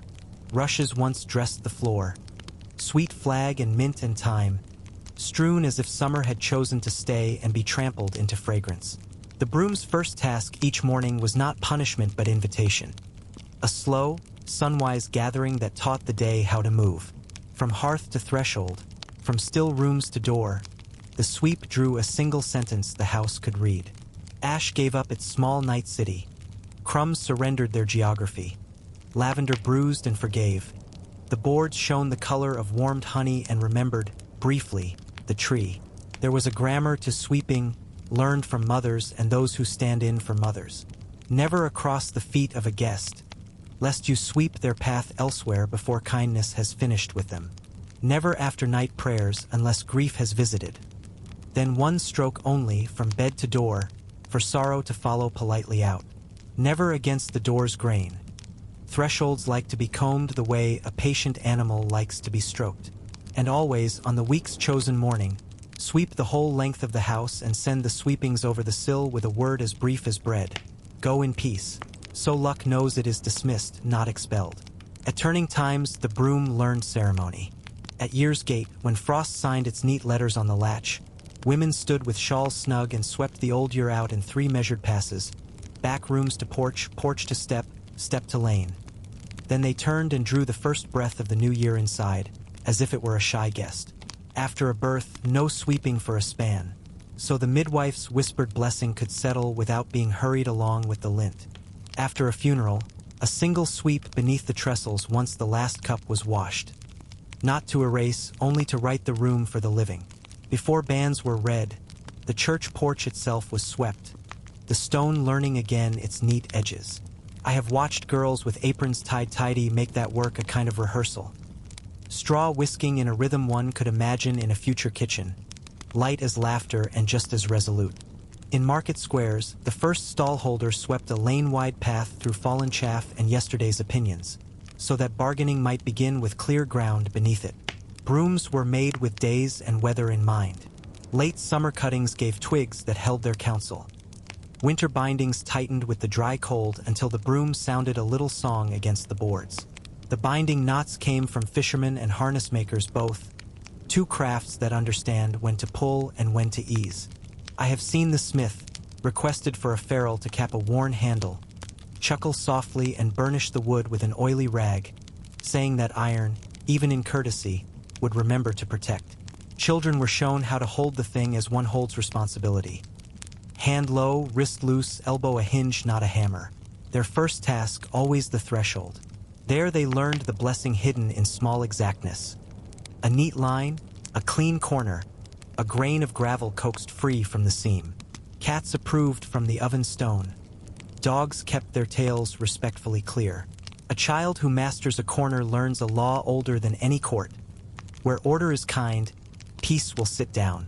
Of sweepings, I have known many fates. On ordinary days, they went to the midden's honest appetite. On saints' vigils, they were fed to the hearth, a pinch at a time, so that old luck could warm its hands and depart without sulking. In plague, weather, or rumor, whether they were buried under the rowan with a whisper, earth understands how to digest fret when given time and a twig to mind the gate. Never were sweepings flung into the lane after dark. Night, like a guest of uncertain temper, dislikes such discourtesies under its nose. There were cautions boiled down from many winters. Do not sweep while bread is proving. Patience rises better in quiet air. Do not sweep away the last crumbs of a shared table until the poorest hands have been thought of. Charity is shy and leaves when treated as dust. Do not let anger take the handle. It beats, it does not gather. If you must sweep in company with grief, keep your strokes slow and speak aloud the names of those who will sit again at this board, so that the broom may learn the household and not mistake sorrow for trash. I recall a cottage whose broom wore a red thread about its binding and a sprig of dried rosemary tucked like a pen behind its ear. Each morning the mistress drew a circle with the brush around the sleeping cat, gentle, never touching, and said, smiling, that luck sleeps best when boundaries are tender. Her floors were not perfect, her temper was not either, yet the house held a climate mild as September. I have also seen a farmhouse where coral grew like nettles until a neighbor lent her broom and insisted it be used for a week. The strokes changed. The talk with them, the nettles learned other soil. On rogation days the broom visited the byre, flicking gently along thresholds so cows would mind their large, thoughtful feet. At Candlemas, New tapers met the bristles and learned, in a kiss of wax, the rooms they would serve. When storms came peevish, someone tapped the eaves with the brooms, but to shake down the burdened snow and to remind the roof it kept vows with help. Festival was not foreign to so humble a tool. Before the first loaf from the new wheat was set upon the board, the broom laid a clean path from oven to table as if unrolling a narrow, golden carpet. On washing days it stood at the door like a spear with kind thoughts, warding drafts while sheets returned as white banners from the meadow. At harvest home, the last sheaf wore a little crown of heather bound with broom straw, and the tool itself leaned in the corner, satisfied at having seen a season through without scolding.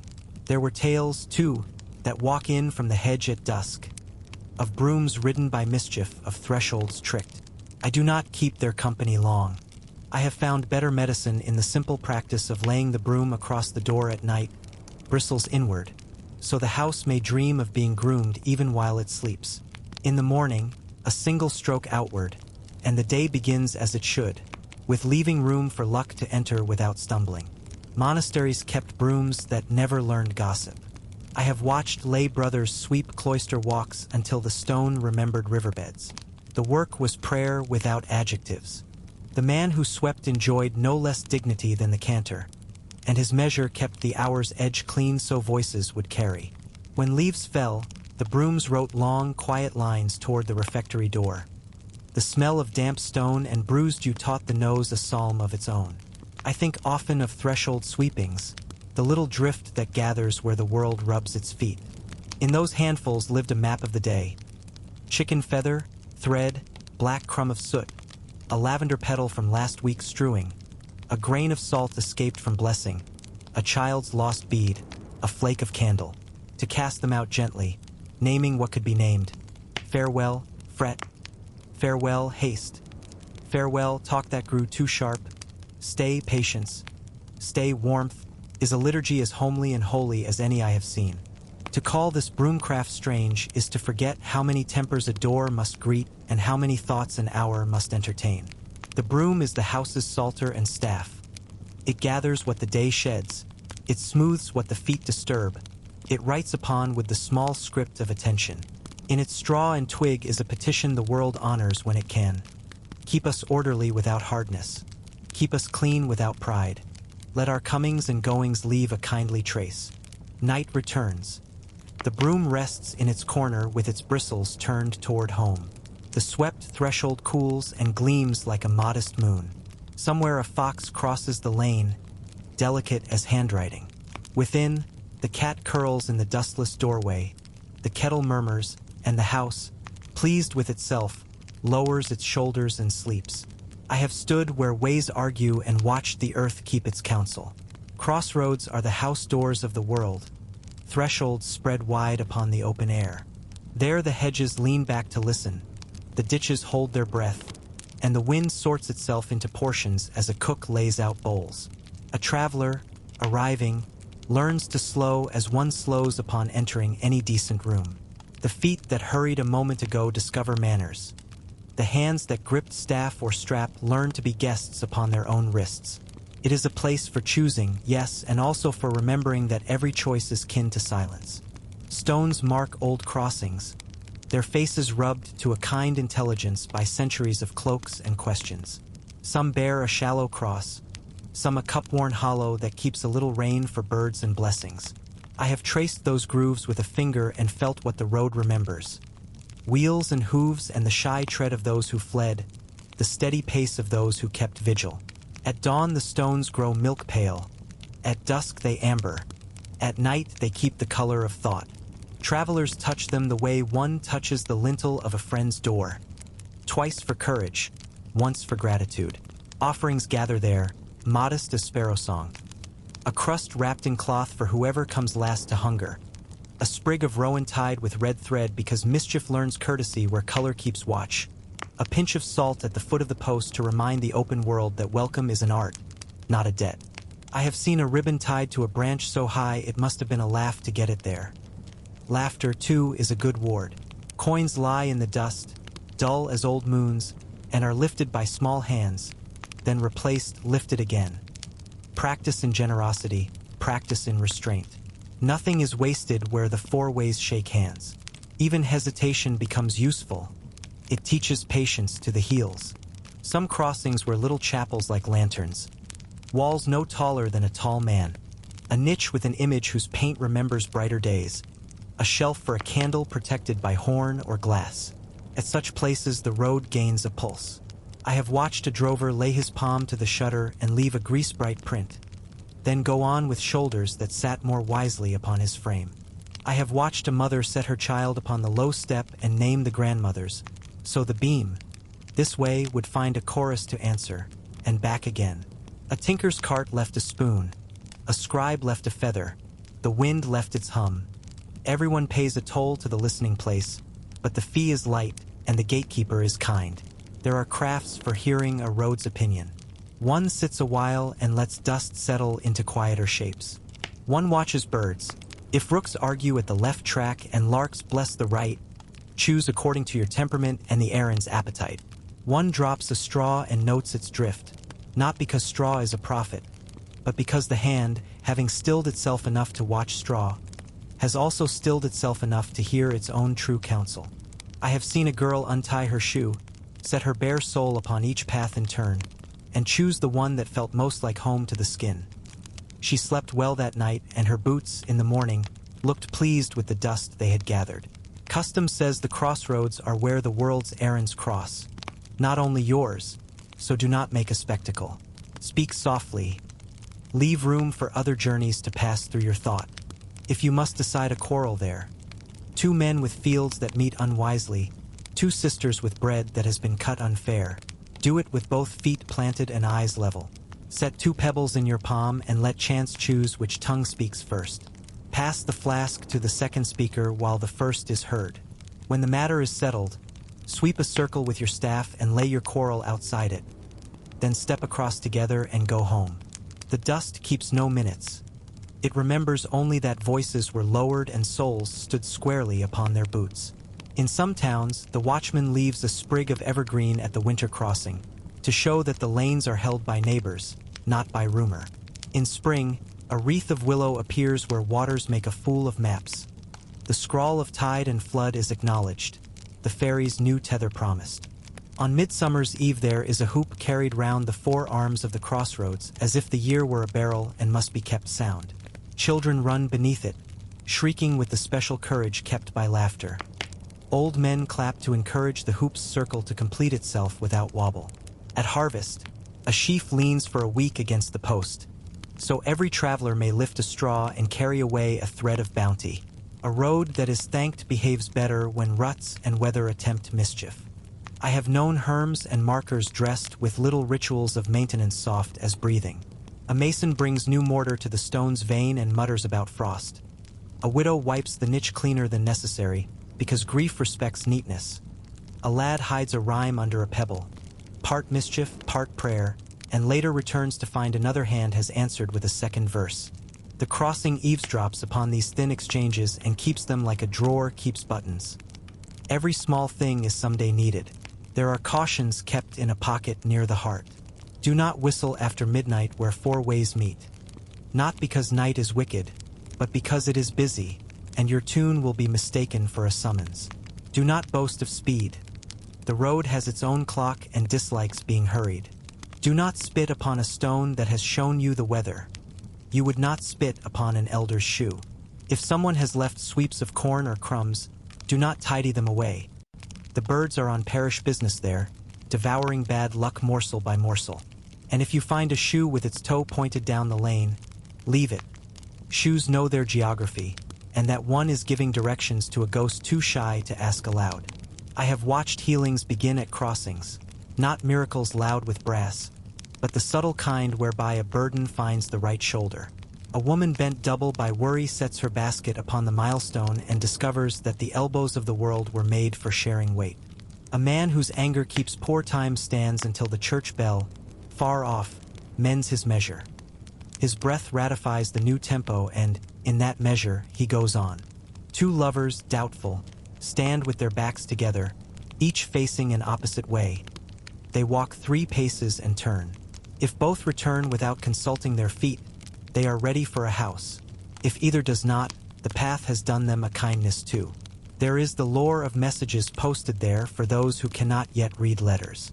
3 twigs in a chevron mean the ferry is closed today. Wait for tide. A ring of white stones says keep away. Fever sits in this lane. A line of ash across the left-hand track speaks of new foals. Step softly. A feather tucked beneath a slit of bark on the southward post tells the roadfolk that a hawker will barter needle and thread tomorrow at noon. Even cats read the news, their tails spelling opinions about weather. None of this is sorcery. It is courtesy bared to the bone. Sometimes the town invites the crossroads indoors. In the guild hall, the elders set a board with 4 arrows carved upon it, one pointing to each borough's needs. The young men who wish to serve draw lots beneath those arrows, and the chosen are praised without boast. At the church porch, where baptisms and banns have their own crossings, a bowl is set at Candlemas for tapers to be taken, one for each way the year might turn. The bowl's brim is nicked into quarters. The hand that reaches for the north notch takes a longer wick to suit long nights. The hand that reaches south learns that summer needs fewer candles and more patience. East and west speak their stratagems in dawn and dusk, and the hand learns to love both. I remember a hill road where 4 parishes met and argued as fields do with nothing but fences. The post at that place was not beautiful. It was useful. Names were cut into it in the plain hand of a carpenter who did not pretend to be a mason. Each year, after rogation, the priests of the 4 parishes met there with their processions, and the bells traded compliments across the hedges. Bread was exchanged, and water, a flask of ale, a twist of salt. Children were bumped gently upon the post and set down on their own feet, so that their bones would remember where one kindness ends and another begins. The post did not move. The boarders moved less. The geese scoffed at all of it and used whichever lane pleased them. Still, the quarrels of that place cooled to the temperature of friendship, which is the proper warmth for argument. Some crossings keep a little pit where travelers bury what they should not carry farther. I have seen a man dig there with his heel and drop in the sharp sentence he was rehearsing, then scuff the earth over and go on with a mouth more fit for soup. I have seen a woman place a pebble that had rattled in her shoe and stands for a memory best laid down. She presses the earth gently and whispers the name of someone forgiven. If, later, another traveler finds such a place and mistakes it for common dust, no harm is done. Forgiveness fertilizes anything it touches. In a season it grows grasses that teach the wind to say quieter things.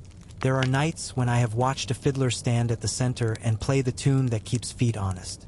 Not a jig to hurry them, not a lament to swamp them, only the middle measure the road loves. A pulse that fits the length of an arm, the breadth of a gait, the patience of a ferry. People pass and leave their walking in the music as fish leave their bronze thought in a stream. The fiddler nods and does not count coins. The tune is its own payment, and the crossroads, having listened, steers the night as a good host steers talk. Once, when snow had erased the known world and the lanes looked like uncut cloth, a lantern was hung from the post and kept fed by whoever passed. Each added a little. A potboy with a bottle end of oil, a widow with a stub of Candlemas wax, a shepherd with a pinch of fat saved from a cold morning's breakfast. The lantern did not grow proud. It shrugged and cast a circle in which the plowman could adjust his mitten and the seamstress could tie her shawl. The geese, who mind wind better than light, still muttered. But the town, in that circle, learned how to be one fire without being one house. If you call this roadcraft strange, think how often you have needed to pause at the place where choices meet. The world is not a straight line. It is a woven thing. Crossroads are the loom's joints where warp greets weft and asks, "Shall we?" The old ways answer with small courtesies. A coin, a crumb, a breath counted to the length of a psalm, a glance for birds, a finger to the dust to sketch the simplest sign your heart knows how to draw. Such gestures are not commands. They are invitations to grace. When the choosing is made, it is polite to tell the road so. I have heard travelers lay a hand upon the post and say, in a voice suitable for bread or for prayer, "I go this way." The post says nothing. The wind registers a notch brighter. The dust settles as a tablecloth settles after bread. Then feet, relieved of dithering, return to their right-sized surety. The path, left or right or straight or back. Welcomes them as a well-tended doorstep welcomes a returning neighbor. No trumpet, only the quiet excellence of fit. By dusk, the crossroads grows thoughtful again. Bird bones of last year's leaves whisper. The last cart of the day leaves its signature in the softer ruts. A dog writes a sentence no scholar can read and all farmers understand. Someone's ribbon shivers and goes still. Cats pass with their lamp-like eyes and give the place its last absolution. The lantern, if there is one, lowers its chin and waits for the hand that will mother it through the night. The four ways lengthen, then rest, like strings laid slack upon a harp. Music will come again in the morning. I have listened to a bell learn tenderness. By day it knew how to count labor and toll noon into bowls and baskets. But in the blue hour, when rooftops went dark like folded wings, the bell changed its manners and spoke the sentence a town needs most. Enough for now. That was the curfew. Fire covered, doors remembered, voices lowered to the temperature of sleep. No thunder, only a round note laid gently upon the lanes, like a shawl upon shoulders that have worked their fill. Before the bell, fires fretted and flattered themselves. After the bell, a poker drew a steady line through coals. The ash was banked like a librarian of embers, and the hearth learned to breathe in a smaller room. I have watched hands lift the trivet, set the lid, and place the brass cover as one puts a child to bed. Kiss of iron, hush of cloth, the low promise that warmth will still be here in the morning.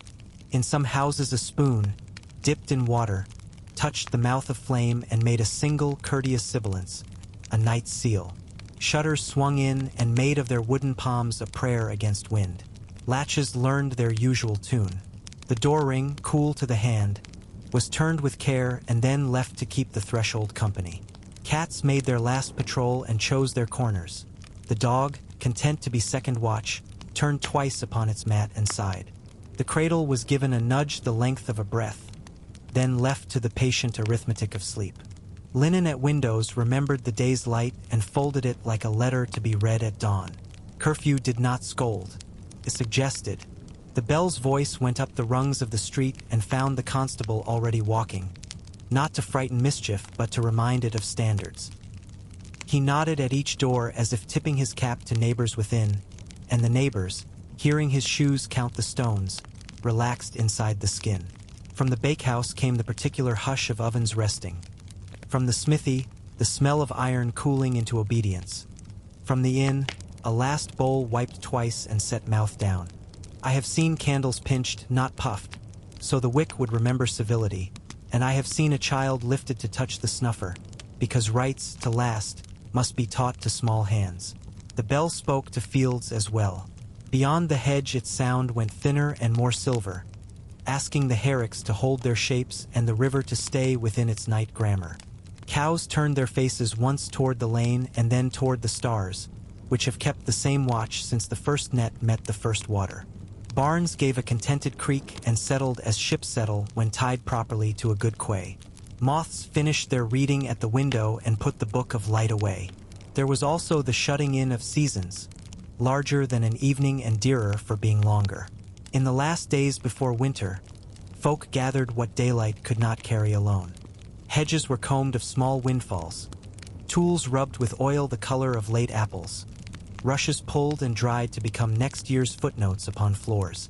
Then came the house's own slow rite, the great chest drawn near the bed and the quilts fluffed to learn again the height of snow. Herbs hung with their knees together in the rafters, ready to lend winter its better language. The extra latch found, its hole cleared, and its pin slid in with a satisfied little ah that would see the family safe through the months of candles. On the first night of the long dark, the curfew was heeded as one heeds a grandfather. After the bell, the household named aloud the small errands that would keep comfort from becoming idleness. Socks to darn, a chair seat to weave, a net to mend, a page to illuminate by lamplight so careful the gold leaf laid itself without protest. The room learned a softer bustle. A hymn without ambition rose and fell. Mice reconsidered their plans, and the clock, if there was one, forgot to dominate the hour and became, instead, its polite companion. There were rules stitched into the dusk. Do not quarrel after curfew. The night listens too well and will remember the worst of what you say. Do not leave a broom standing bristles down in the doorway. Dreams will trip. Do not draw water loudly once the bell has spoken. The well keeps its own curfew and likes not to be startled. If a traveler knocks, answer with bread in your hand. If sorrow knocks, answer with bread in your hand. If joy arrives uninvited, let it warm its feet and teach it where the cups are kept. Such commandments were simple and stern as a mother's good cheer, and I have seen them carry households across winters that might have taught harsher lessons. Sometimes the bell spoke of danger.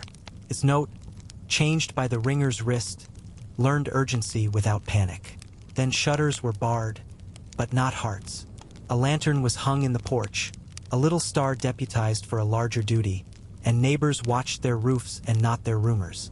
Even in that weather, fire was covered with the same care, water was set by the bed for thirst, and a slice of yesterday's bread lay waiting beneath a cloth, so that should fear come prowling it must step around hospitality to do its work.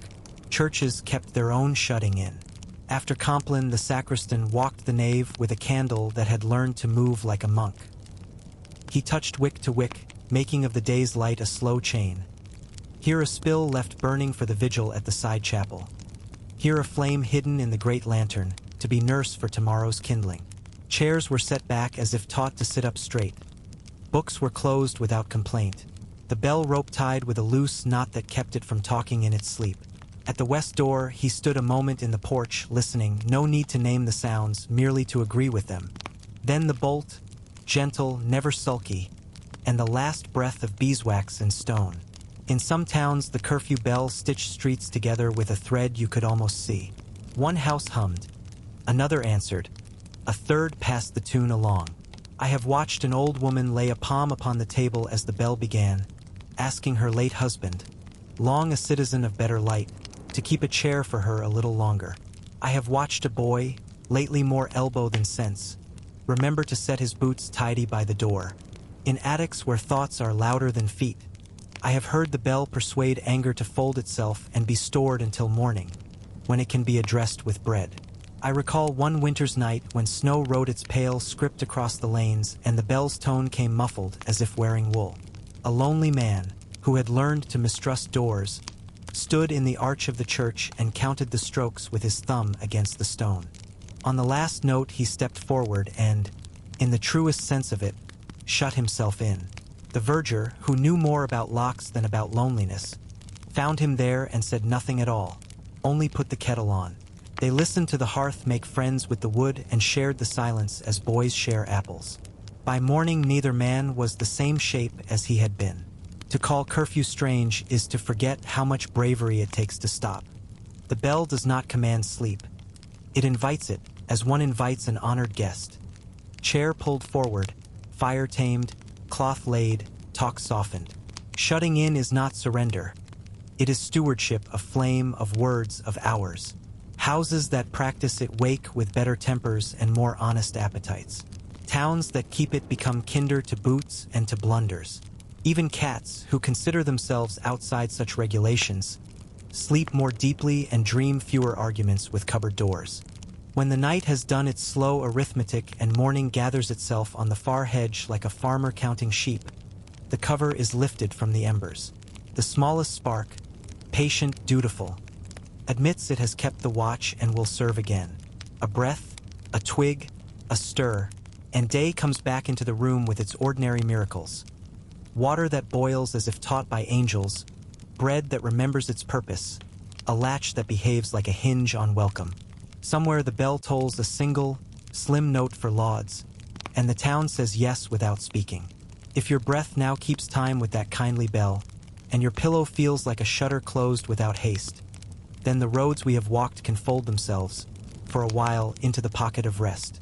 I have shown you oddness domesticated by care.